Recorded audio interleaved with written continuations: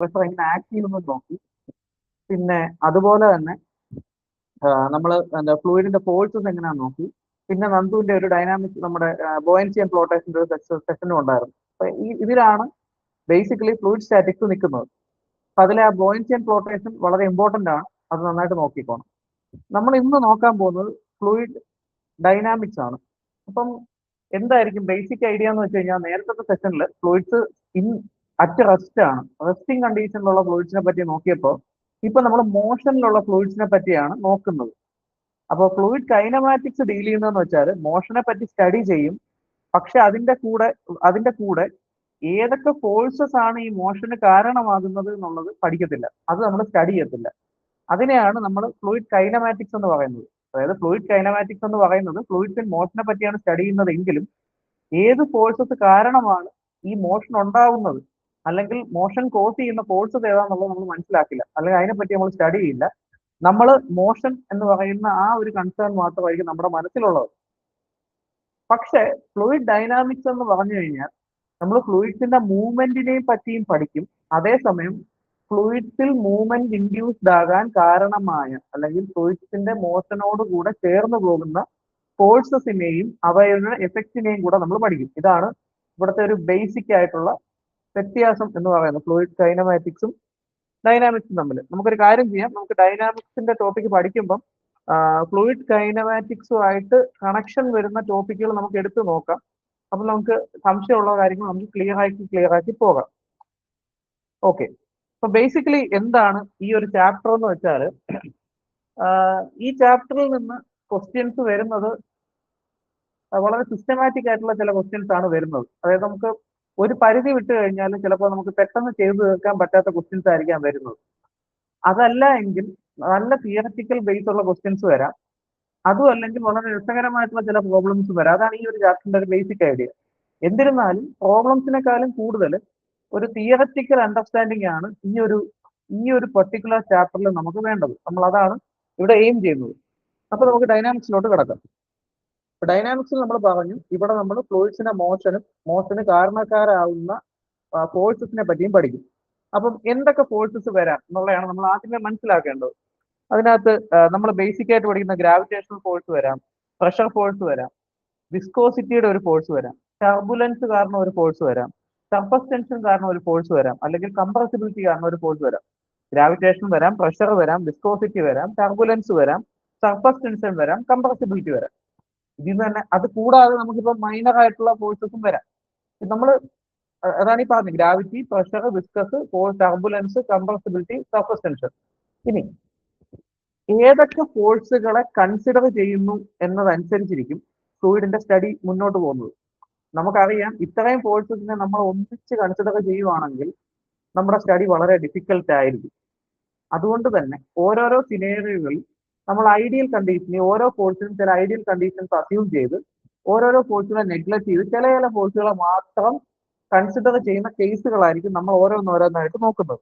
അപ്പൊ അതിനകത്ത് നിങ്ങൾ കേട്ടിട്ടുണ്ടായിരിക്കും, അതായത് ന്യൂട്ടൺസ് ഇക്വേഷൻ ഓഫ് മോഷൻ ഉണ്ട്, റെനോൾഡ്സ് ഇക്വേഷൻ ഓഫ് മോഷൻ ഉണ്ട്, നേവിയർ-സ്റ്റോക്സ് ഇക്വേഷൻ ഓഫ് മോഷൻ ഉണ്ട്. അങ്ങനെ ഓരോ ടൈപ്പ് ഓഫ് മോഷൻ ഉണ്ട്. അതെങ്ങനെയാ വരുന്നതെന്ന് വെച്ച് കഴിഞ്ഞാൽ നമ്മൾ ഏതൊക്കെ ഫോഴ്സുകളെയാണ് കൺസിഡർ ചെയ്യുന്നതിനെ എന്ന് അടിസ്ഥാനപ്പെടുത്തിയാണ് അത് വരുന്നത്. നമുക്ക് ഓരോന്നായിട്ട് നോക്കാം. നമ്മൾ ഈ പറയുന്ന എല്ലാ ഫോഴ്സുകളെയും, ഇതിൽ ലിസ്റ്റ് ചെയ്തിരിക്കുന്ന എല്ലാ ഫോഴ്സുകളെയും നമ്മൾ കൺസിഡർ ചെയ്യുന്നുണ്ടെങ്കിൽ അതിനെ വിളിക്കുന്ന ആ ഒരു ഇക്വേഷൻ ഓഫ് മോഷനെ വിളിക്കുന്ന പേരാണ് ന്യൂട്ടൺസ് ഇക്വേഷൻ ഓഫ് മോഷൻ എന്ന് പറയുന്നത്. അതേസമയം നമ്മളിപ്പം ഈ പറയുന്ന നമ്മുടെ കംപ്രസിബിലിറ്റിയും ബാക്കിയുള്ള അതായത് ഗ്രാവിറ്റേഷൻ, പ്രഷർ, വിസ്കോസിറ്റി, സർഫസ് ടെൻസിറ്റി ഇവരെ മാത്രമാണ് നമ്മൾ കൺസിഡർ ചെയ്യുന്നതെങ്കിൽ നമ്മൾ അവിടെ Reynolds equation of motion consider ചെയ്യും. ഇനി അതല്ല, നമ്മൾ അടുത്തത് നേവിയർ-സ്റ്റോക്സ് ഇക്വേഷൻ എന്ന് പറഞ്ഞു കഴിഞ്ഞാൽ അവിടെ ഗ്രാവിറ്റിയും പ്രഷറും വിസ്കസ് ഫോഴ്സും മാത്രമേ കൺസിഡർ ചെയ്യത്തുള്ളൂ. അതാണ് നേവിയർ-സ്റ്റോക്സ് ഇക്വേഷൻ എന്ന് പറയുന്നത്. ആൻഡ് ഫൈനലി നമ്മളിപ്പം ഗ്രാവിറ്റേഷണൽ ഫോഴ്സും പ്രഷർ ഫോഴ്സും മാത്രമാണ് കൺസിഡർ ചെയ്യുന്നതെങ്കിൽ അതിനെ വിളിക്കുന്നതാണ് ഓയിലേഴ്സ് ഇക്വേഷൻ ഓഫ് മോഷൻ എന്ന് പറഞ്ഞത്. ഒന്നുകൂടെ പറയാം, നമ്മൾ ഈ പറഞ്ഞ എല്ലാ തരം ഫോഴ്സുകളെയും gravitation, pressure, viscous, turbulence, surface tension, compressibility ഇവരെ എല്ലാം കൺസിഡർ ചെയ്യുകയാണെങ്കിൽ അതിനെയാണ് ന്യൂട്ടൺസ് ഇക്വേഷൻ ഓഫ് മോഷൻ എന്ന് പറയുന്നത്. ഇനി കംപ്രസിബിലിറ്റി സർഫസ് ടെൻഷനെ നമ്മൾ നെഗ്ലക്ട് ചെയ്ത് കളയുവാണെങ്കിൽ അതിനെ റെനോൾഡ്സ് ഇക്വേഷൻ ഓഫ് മോഷൻ ആവും. ഇനി അതിൽ നിന്ന് തന്നെ നമ്മൾ അതിന്റെ കൂടെ തന്നെ ടർബുലൻസും അങ്ങ് റിമൂവ് ചെയ്ത് കളയുകയാണ്, ഗ്രാവിറ്റിയും പ്രഷറും വിസ്കോസിറ്റിയും മാത്രമാണ് കൺസിഡർ ചെയ്യുന്നതെങ്കിൽ അവിടെ വിളിക്കുന്ന പേരാണ് നേവിയർ-സ്റ്റോക്സ് ഇക്വേഷൻ. ഇനി അതിൽ നിന്ന് തന്നെ വിസ്കോസിറ്റിയും അങ്ങ് എടുത്ത് കളയുവാണെങ്കിൽ പറയുന്ന പേരാണ് ഓയിലേഴ്സ് ഇക്വേഷൻ. ഇനി ഇതുമായിട്ട് ബന്ധപ്പെട്ട ഒരു ചെറിയൊരു തിയറി കാര്യം നമ്മൾ പറയാം. നിങ്ങൾ കൈനമാറ്റിക്സ് നോക്കിയപ്പം നമ്മുടെ ലാമിനാർ ഫ്ലോയും ടർബുലന്റ് ഫ്ലോയും ഒക്കെ മനസ്സിലാക്കിയിട്ടുണ്ടായിരിക്കും. അപ്പൊ നിങ്ങൾ ലാമിനാർ ഫ്ലോ പഠിച്ച സമയത്ത് ഒരു ഐഡിയൽ ആയിട്ടുള്ള ഒരു വിസ്കസ് ഫ്ലൂയിഡ്, ഒരു നല്ല പെർഫെക്റ്റ്ലി വിസ്കസ് ആയിട്ടുള്ള ഫ്ലൂയിഡ് ലാമിനാർ കണ്ടീഷന്റെ കാര്യങ്ങളൊക്കെ നിങ്ങൾ പഠിച്ചിട്ടുണ്ടായിരിക്കും. അപ്പം ലാമിനാർ ഫ്ലൂയിഡ്സിന്റെ കേസിൽ, ലാമിനാർ ഫ്ലോയുടെ കേസിൽ നമ്മൾ ഈ പറയുന്ന നേവിയർ-സ്റ്റോക്സ് ഇക്വേഷൻ എന്ന് പറയുന്നതാണ് നമ്മൾ ലാമിനാർ ഫ്ലോയ്ക്ക് വേണ്ടിയിട്ട്, നേവിയർ-സ്റ്റോക്സ് ഇക്വേഷൻ ലാമിനാർ ഫ്ലോയ്ക്ക് വേണ്ടി യൂസ് ചെയ്യാറുണ്ട്. അതായത് ഫ്ലോയെ ഒരു ലാമിനാർ ഫ്ലോ ആയിട്ടാണ് നേവിയർ-സ്റ്റോക്സ് ഇക്വേഷനകത്ത് കൺസിഡർ ചെയ്യുന്നത്. അത് ആ വിസ്കോസിറ്റിയുടെ മൂവ്മെന്റ് വെച്ചിട്ടാണ്. നിങ്ങളത് കൈനമാറ്റിക്സിൽ മനസ്സിലാക്കിയിട്ടുണ്ടെന്ന് വിചാരിക്കുന്നു. അപ്പൊ ഇതൊന്ന് അറിഞ്ഞിരിക്കുക. ഇനി നമ്മുടെ സ്റ്റഡീസ് ഈ ഒരു ചാപ്റ്റർ ബേസ് ചെയ്ത് തുടങ്ങുന്നത് ഈ പറയുന്ന ഓയിലേഴ്സ് ഇക്വേഷൻ നിന്നാണ്. ഓയിലേഴ്സ് ഇക്വേഷൻ ആണ് നമ്മുടെ ഡൈനാമിക്സ് എന്ന് പറയുന്ന ചാപ്റ്ററിന്റെ ഒരു അടിസ്ഥാനം എന്ന് പറയുന്നത്. ഓയിലേഴ്സ് ഇക്വേഷനിൽ നമ്മൾ ബെർണോളിസ് ഇക്വേഷനിലോട്ട് പോകും. ബെർണോളിസ് ഇക്വേഷൻ ആണ് ഈ ഒരു എൻറ്റയർ ചാപ്റ്ററിനെ, അല്ലെങ്കിൽ ഒരു പ്രാക്ടിക്കൽ കേസിൽ, ഇപ്പൊ നമ്മളിപ്പം വാട്ടർ അതോറിറ്റിയിൽ വർക്ക് ചെയ്യുമ്പോൾ അവിടെ ഒരുപാട് പ്രാക്ടിക്കൽ കേസിൽ പോലും നമ്മൾക്ക് ഒരുപാട് ഹെൽപ്ഫുൾ ആകുന്ന ഇക്വേഷൻ ആണ് ബെർണോളിസ് ഇക്വേഷൻ. അപ്പം ഓയിലേഴ്സ് ഇക്വേഷനിലോട്ട് പോകാം. ഓയിലേഴ്സ് ഇക്വേഷൻ എന്ന് പറഞ്ഞു കഴിഞ്ഞാൽ നമ്മളൊരു ഫ്ലൂയിഡ് മോഷനെ പറ്റി പഠിക്കുമ്പോൾ ആ ഫ്ലൂയിഡ് മോഷനിൽ ആക്ട് ചെയ്യുന്ന ഗ്രാവിറ്റേഷണൽ ഫോഴ്സിന്റെയും പ്രഷർ ഫോഴ്സിന്റെയും എഫക്റ്റിനെ വെച്ച് മാത്രം ആ മോഷനെ പഠിക്കുമ്പോൾ വരുന്ന ഇക്വേഷൻ ആണ് ഓയിലേഴ്സ് ഇക്വേഷൻ എന്ന് പറയുന്നത്. സിമ്പിൾ ആയിട്ട് പറഞ്ഞു കഴിഞ്ഞാൽ ഇവിടെ ഗ്രാവിറ്റേഷണൽ ഫോഴ്സും പ്രഷർ ഫോഴ്സും മാത്രമായിരിക്കും കൺസിഡർ ചെയ്യുന്നത്. അങ്ങനെ ഒരു ഇക്വേഷൻ ഓഫ് മോഷൻ ആണ് ഓയിലേഴ്സ് ഇക്വേഷൻ. ഈ പറയുന്ന ഓയിലേഴ്സ് ഇക്വേഷന്റെ ഒരു ഇന്റഗ്രേറ്റഡ് ഫോം ആണ് നമ്മുടെ ബെർണോളിസ് ഇക്വേഷൻ എന്ന് പറയുന്നത്. ഓയിലേഴ്സ് ഇക്വേഷനെ ഇന്റഗ്രേറ്റ് ചെയ്യുമ്പോഴാണ് നമ്മൾ ബെർണോളിസ് ഫ്ലൂയിഡിനെ കൺസിഡർ ചെയ്യുന്നത്. ഇനി integration of Euler's equation of motion along a stream line under study incompressible condition. അതായത് ആ ഒരു കണ്ടീഷൻ ഓർത്തിരിക്കുക, സ്റ്റഡി ഇൻകംപ്രസിബിൾ ആയിട്ടുള്ള കണ്ടീഷനിൽ ഓയിലേഴ്സ് ഇക്വേഷനെ ഇന്റഗ്രേറ്റ് ചെയ്യുമ്പോഴാണ് നമുക്ക് ബെർണോളിസ് ഇക്വേഷൻ കിട്ടുന്നത്. ഇനി എന്താണ് അപ്പം ഓയിലേഴ്സ് ഇക്വേഷൻ ഓഫ് മോഷനും അതിൽ നിന്ന് എന്തുകൊണ്ടാണ് ബെർണോളിസ് ഇക്വേഷനിലോട്ടും വരുന്നതെന്നുള്ള ഒരു ഐഡിയ നമുക്ക് മനസ്സിലാക്കണം. അതായത് നമ്മൾ നേരത്തെ പറഞ്ഞു ഗ്രാവിറ്റേഷണൽ ഫോഴ്സിന്റെയും പ്രഷർ ഫോഴ്സിനെയാണ് നമ്മൾ ഈ പറയുന്ന ഓയിലേഴ്സ് ഇക്വേഷൻ ഓഫ് മോഷനിൽ കൺസിഡർ ചെയ്യുന്നത്. അതായത് കുറച്ചുകൂടെ ആക്യുറേറ്റ് ആയിട്ട് പറഞ്ഞു കഴിഞ്ഞാൽ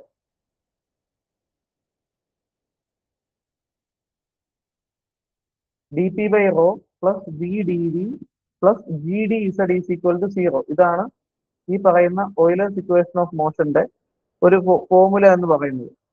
അല്ലെങ്കിൽ അതിന്റെ ഒരു ഐഡിയൽ റെപ്രസെന്റേഷൻ എന്ന് പറയുന്നത് dp by rho plus vdv plus gd z is equal to 0 എന്നുള്ളതാണ്. ഈ പറയുന്ന Euler's equation of motion compressible ആയിട്ടുള്ളതും ഇൻകംപ്രസിബിൾ ആയിട്ടുള്ള ഫ്ലൂയിഡ്സിനും രണ്ടിനും ഈക്വലി ആപ്ലിക്കബിൾ ആണ് ഓയിലേഴ്സ് ഇക്വേഷൻ ഓഫ് മോഷൻ എന്ന് പറയുന്നത്. പക്ഷേ ബെർണോളിസ് ഇക്വേഷൻ നമ്മൾ ഈൽഡ്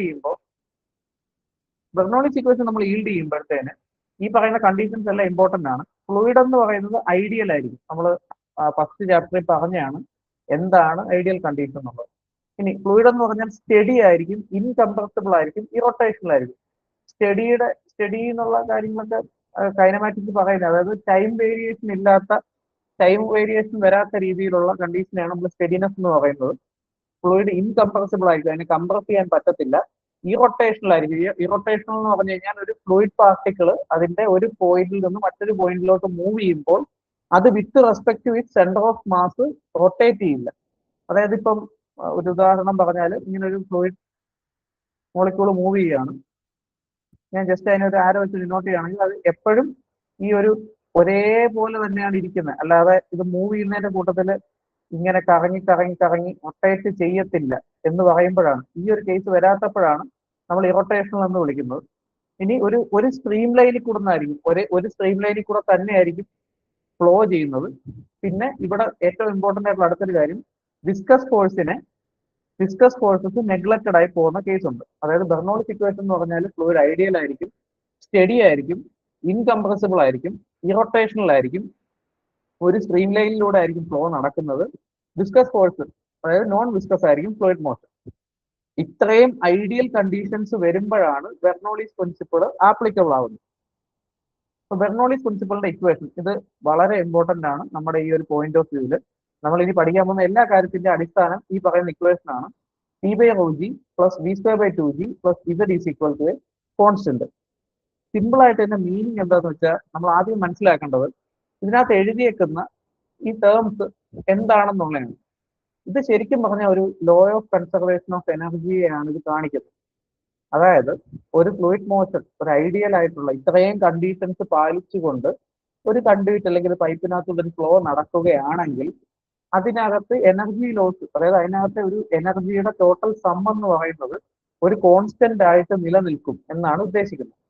സോ ആദ്യമേ കാണിച്ചിരിക്കുന്ന പി ബൈ റോ ജി എന്ന് പറയുന്ന എലമെന്റ് എന്താ? പി എന്ന് വെച്ചാൽ പ്രഷറാണ്. ആ പ്രഷർ കൊണ്ട് അതിനെ റോ എന്ന് വെച്ചാൽ ഡെൻസിറ്റി, ജി എന്ന് വെച്ചാൽ ആക്സിലറേഷൻ ഡ്യൂ ടു ഗ്രാവിറ്റി.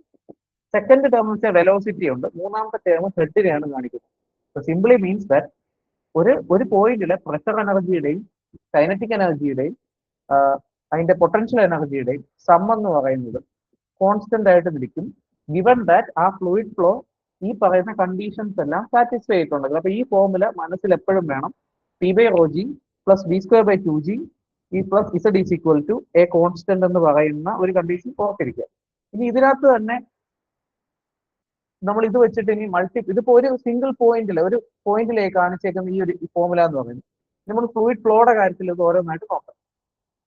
ഇതിനകത്ത് പി ബൈ റോ ജി എന്ന് പറഞ്ഞാൽ പ്രഷർ ഹെഡ് അല്ലെങ്കിൽ അതായത് പി ബൈ റോ ജി എന്ന് പറയുന്നത് പ്രഷർ ഹെഡ് ആണ്. എങ്ങനെയാ പ്രഷർ ഹെഡ് എന്ന് പറയാൻ പറ്റുന്നത്?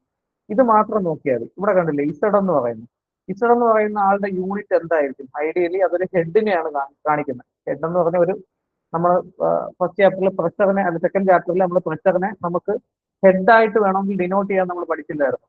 അതായത് P is equal to rho G H ആണ് പ്രഷർ എങ്കിൽ ഈ എച്ച് എന്ന് പറയുന്നതാണ് ഹെഡ്. അപ്പൊ എച്ച് എന്ന് പറഞ്ഞാൽ പി ബൈ റോ ജി ആയിരിക്കും പ്രഷറിന്റെ കേസിൽ. അപ്പൊ എച്ച് എന്ന് പറഞ്ഞ ഹെഡ്. ഇസഡ് എന്ന് പറയുന്നത് ഒരു ഹെഡാണ്. ഹെഡ് എന്ന് പറഞ്ഞാൽ ഒരു എനർജിയെ ഡിനോട്ട് ചെയ്യുന്ന, ഒരു എനർജിയെ കാണിച്ചു തരുന്ന ഒരു എന്താ മീറ്റർ യൂണിറ്റിലുള്ള അല്ലെങ്കിൽ ഒരു ലെങ്ത് യൂണിറ്റിലുള്ള അല്ലെങ്കിൽ ഹൈറ്റ് യൂണിറ്റിലുള്ള ഒരു ടേം ആണ് ഹെഡ് എന്ന് പറയുന്നത്. ഇവിടെ ഇസഡ് എന്ന് പറയുന്നത് ഒരു ഹെഡാണ്. ഇപ്പൊ എന്തായാലും ഇതൊരു ഒറ്റ ഫോർമുലയായിട്ടല്ലേ കിടക്കുന്നത്, പ്ലസ്സുകൾ ചേർന്ന് കിടക്കുന്ന ഒരു ഫോർമുലയായിട്ടാണ് കിടക്കുന്നത്. ഇസഡിന്റെ യൂണിറ്റ് എന്തായിരിക്കും അത് തന്നെ ആയിരിക്കും ഇതിന്റെ എല്ലാ യൂണിറ്റ്. അപ്പൊ പി ബൈ റോ ജി എന്ന് പറയുന്നത് ഒരു ഹെഡിനെയാണ് കാണിക്കുന്നത്. ബി സ്ക്വയർ ബൈ 2g എന്ന് പറഞ്ഞാൽ മറ്റൊരു ഹെഡിനെയാണ് കാണിക്കുന്നത്. ഇസഡ് എന്ന് പറയുന്നത് മറ്റൊരു ഹെഡിനെയാണ് കാണിക്കുന്നത് എന്നുള്ള കാര്യം ഒന്ന് ഓർത്തിരിക്കുക. അപ്പൊ പി ബൈ റോ ജി എന്ന് പറയുന്നതിനെ നമ്മൾ വിളിക്കുന്നത് എന്താ വിളിക്കുന്നത്? പ്രഷർ ഹെഡ് എന്നാണ് പി ബൈ റോ ജിയെ വിളിക്കുന്നത്. അല്ലെങ്കിൽ pressure energy per unit wait എന്നാണ് പി ബൈ റോ ജിയെ നമ്മൾ മനസ്സിലാക്കേണ്ടത്. ഇനി കൈനറ്റിക് ഹെഡ്, കൈനറ്റിക് എനർജി അതായത് ബി സ്ക്വയർ ബൈ 2g എന്ന് പറയുന്നതിന് കൈനറ്റിക് ഹെഡ് എന്നോ വെലോസിറ്റി ഹെഡ് എന്നോ അല്ലെങ്കിൽ kinetic energy per unit wait, kinetic energy per unit wait എന്നുള്ള രീതിയിൽ നമുക്ക് മനസ്സിലാക്കാൻ പറ്റും. ഇനി അടുത്ത ഡേറ്റം ഹെഡ് അല്ലെങ്കിൽ പൊട്ടൻഷ്യൽ ഹെഡ് അല്ലെങ്കിൽ potential energy per unit wait. ഇങ്ങനെ പറയുന്നതിന്റെ റീസൺ എന്താ? ഇപ്പം പൊട്ടൻഷ്യൽ എനർജി നമുക്ക് എങ്ങനെ ഡിനോട്ട് ചെയ്യുന്നത്? M into g into Z എന്നാണ് ഇസഡ് എന്ന് പറയുന്ന ഹെഡിൽ ഇരിക്കുന്ന ഒരു പൊട്ടൻഷ്യൽ എനർജിയെ പറയുന്നത്. അതിനെ അതിന്റെ കറസ്പോണ്ടിങ് വെയിറ്റ് എന്ന് വെച്ചാൽ ഡബ്ല്യുവിന് നമുക്ക് എം ജി എന്ന് എഴുതാൻ പറ്റും. അപ്പൊ ആ എം ജിയും കട്ടായി പോകുമ്പോൾ എന്തോ കിട്ടും? ഇസഡ് കിട്ടും. അങ്ങനെയാണ് ഈ പറയുന്ന ഡേറ്റം ഹെഡ് എന്ന് പറയുന്ന ആൾ കിട്ടുന്നത്. അതുപോലെ നമ്മുടെ ഈ കൈനറ്റിക് എനർജി എന്ന് പറയുന്നത്, കൈനറ്റിക് എനർജിയുടെ ഫോർമുല എന്ന് വെച്ച് കഴിഞ്ഞാൽ എം വി സ്ക്വയർ ബൈ 2 ആണ്. അപ്പൊ എം വി സ്ക്വയർ ബൈ 2നെ എം ജി കൊണ്ട് ഡിവൈഡ് ചെയ്യുമ്പോൾ ഒന്നും കട്ടായി പോയി വി സ്ക്വയർ ബൈ 2g കിട്ടും. അതാണ് ഈ ഒരു ഐഡിയ നിന്ന് ഉദ്ദേശിക്കുന്നത്. പിന്നെ പി ബൈ റോ ജി എങ്ങനെ വരുന്നത് നേരത്തെ കാണിച്ചു. ഈ 3 ഹെഡുകൾ ചേരുന്നതാണ് നമ്മുടെ ഈ ബെർണോളിസ് ഇക്വേഷൻ എന്ന് പറയുന്നത്. നമ്മളിപ്പം ഇത്ര നേരം പറഞ്ഞുകൊണ്ടിരുന്നത് ബെർണോളിസ് ഇക്വേഷന്റെ ഒരു ഐഡിയാലിറ്റി, അതായത് ഒരു ഫ്ലൂയിഡ് ഫ്ലോയിൽ ഈ പറയുന്ന പ്രഷർ എനർജി പെർ യൂണിറ്റ് അല്ലെങ്കിൽ ഈ പറയുന്ന എനർജികളുടെ സം എന്ന് പറയുന്ന ഒരു കോൺസ്റ്റന്റ് ആയിട്ട് നിലനിൽക്കും. അങ്ങനെയാണെങ്കിൽ ഈ ഒരു ഫ്ലോ ഉണ്ടില്ലേ, ഈ ഒരു പോയിന്റിൽ നിന്ന് ഈ ഒരു പോയിന്റിലേക്ക് ഫ്ലോ നടക്കുകയാണ്. അവിടെ ഏരിയ മാറുന്നുണ്ട്, ഡയറക്ഷൻ മാറുന്നുണ്ട്, അവിടുത്തെ ഡേറ്റം മാറുന്നുണ്ട്, അങ്ങനെ പല ചേഞ്ചും വരുന്നുണ്ട്. പ്രഷർ മാറുന്നുണ്ട്, വെലോസിറ്റി മാറുന്നുണ്ട്. പക്ഷെ ബെർണോളിസ് പ്രിൻസിപ്പിൾ എന്തോ പറയുന്നത്? ബെർണോളിസ് പ്രിൻസിപ്പിൾ പറയുന്നതെന്ന് വെച്ച് കഴിഞ്ഞാൽ ഫ്ലൂയിഡ് ഐഡിയൽ ആണ്, സ്റ്റഡി ആണ്, ഇൻകംപ്രസിബിൾ ആണ്, ഇറോട്ടേഷണൽ ആണ്, സ്ട്രീം ലൈനിലൂടെയാണ് ഫ്ലോ ചെയ്യുന്നത്, വിസ്കോസിറ്റി ഇല്ല എങ്കിൽ അതിന് ബെർണോളിസ് പ്രിൻസിപ്പിൾ ആക്ടിവേറ്റഡ് ആവും എന്നാണ് പറയുന്നത്. എങ്ങനെ? നമ്മൾ പറഞ്ഞു T by rho G plus V square by 2g plus Z1 Z is equal to a constant. അങ്ങനെയാണെങ്കിൽ ഈ രണ്ട് പോയിന്റിലെയും ഈ പറയുന്ന ടേംസിന്റെ സം എന്ന് പറയുന്നത് ഒരു കോൺസ്റ്റന്റ് ആയിരിക്കും. P1 by rho g plus V1 square by 2g plus Z1 is equal to P2 by rho g plus V2 square by 2g plus Z2 എന്ന് പറയുന്നത് കോൺസ്റ്റന്റ് ആയിരിക്കും എന്നാണ് മനസ്സിലാക്കുന്നത്. അപ്പം നമ്മൾ ഒരു കണ്ടീഷൻ പഠിക്കുമ്പം എന്തൊക്കെ കാര്യങ്ങൾ സാറ്റിസ്ഫൈ ആകുമ്പോഴാണ് ഇത് വാലിഡ് ആകുന്നത് എന്നുള്ള കാര്യം ഒരിക്കലും മറന്നു വരും. അപ്പൊ ബെർണോളിസ് പ്രിൻസിപ്പിൾ വർക്ക് ചെയ്യണമെങ്കിൽ അത് കൊണ്ടുവരുന്ന കുറച്ച് കാര്യങ്ങളുണ്ട്. ഫ്ലോ സ്ട്രീം ലൈൻ ആയിരിക്കണം, സ്റ്റഡി ഇൻകംപ്രസിബിൾ ആയിരിക്കണം, വിസ്കസ് ഫോഴ്സ് കാണരുത്, ഇറോട്ടേഷണൽ ആയിരിക്കണം, സ്റ്റഡി ആയിരിക്കണം. ഇത് പിന്നെയും എടുത്തു പറയുന്നതെന്ന് വെച്ചാൽ ചോദ്യങ്ങൾ വരാൻ സാധ്യതയുണ്ട്. ഇനി ശരിക്കുള്ള ഫ്ലൂയിഡ്സിൽ എന്തായിരിക്കും സംഭവിക്കുക? എങ്ങനെ പോയാലും ഒരു എനർജി ലോസ് ഉണ്ടാവും. ഒരു പോയിന്റിൽ നിന്ന് മറ്റൊരു പോയിന്റിലേക്ക് ഒരു ഫ്ലൂയിഡ് ഒഴുകുമ്പോൾ അതിനകത്ത് ഒരു എനർജി ലോസ് ഉണ്ടാവും, ഐഡിയൽ കണ്ടീഷൻ ഒഴിവാക്കിയ. അങ്ങനെയാണെങ്കിൽ HL എന്ന് പറയുന്നതാണ് ഒരു ഹെഡ് ലോസ് എങ്കിൽ നമുക്കറിയാം P1 by rho g P2 V1 square by 2g plus Z1 എന്ന് പറയുന്നത് നമ്മുടെ ഒരു ഫസ്റ്റ് പോയിന്റിലെ പ്രഷർ, വെലോസിറ്റി, ഡേറ്റം ഹെഡുകളുടെ സമ്മും P2 V2 Z2 എന്ന് പറയുന്ന ആ ടേമുകൾ സെക്കൻഡ് പോയിന്റിലെ പ്രഷർ, വെലോസിറ്റി, ഡേറ്റം ഹെഡുകളുടെ സമ്മുമാണെങ്കിൽ എങ്ങനെയായാലും ഒരു ഇനിഷ്യലിൽ നിന്ന് ഒരു കുറച്ച് എനർജി ലോസ് നഷ്ടപ്പെട്ടിട്ടായിരിക്കാം ഒന്നെന്ന് പറയുന്ന പോയിന്റിൽ നിന്നും രണ്ടെന്ന് പറയുന്ന പോയിന്റിലേക്ക് വരുന്നത്. ആ ഹെഡ് ലോസ് എന്ന് പറയുന്നത് HL ആണെങ്കിൽ നമുക്ക് എന്ത് പറയാൻ പറ്റും? ഈ ഒരു കണ്ടീഷൻ സാറ്റിസ്ഫൈഡ് ആയിരിക്കും.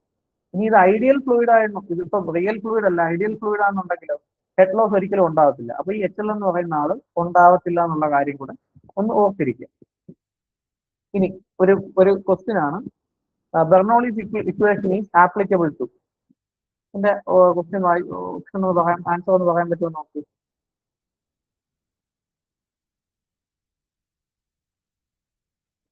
ഓപ്ഷൻ ഒന്ന് ഏതാണ്? ആൻസർ എന്ന് പറയാൻ പറ്റുമോ നോക്കി.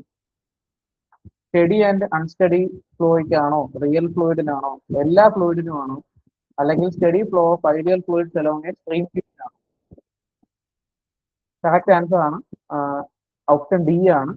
അതായത് സിമ്പിൾ ആയിട്ട് ഇത്ര ആലോചിച്ചാൽ മതി.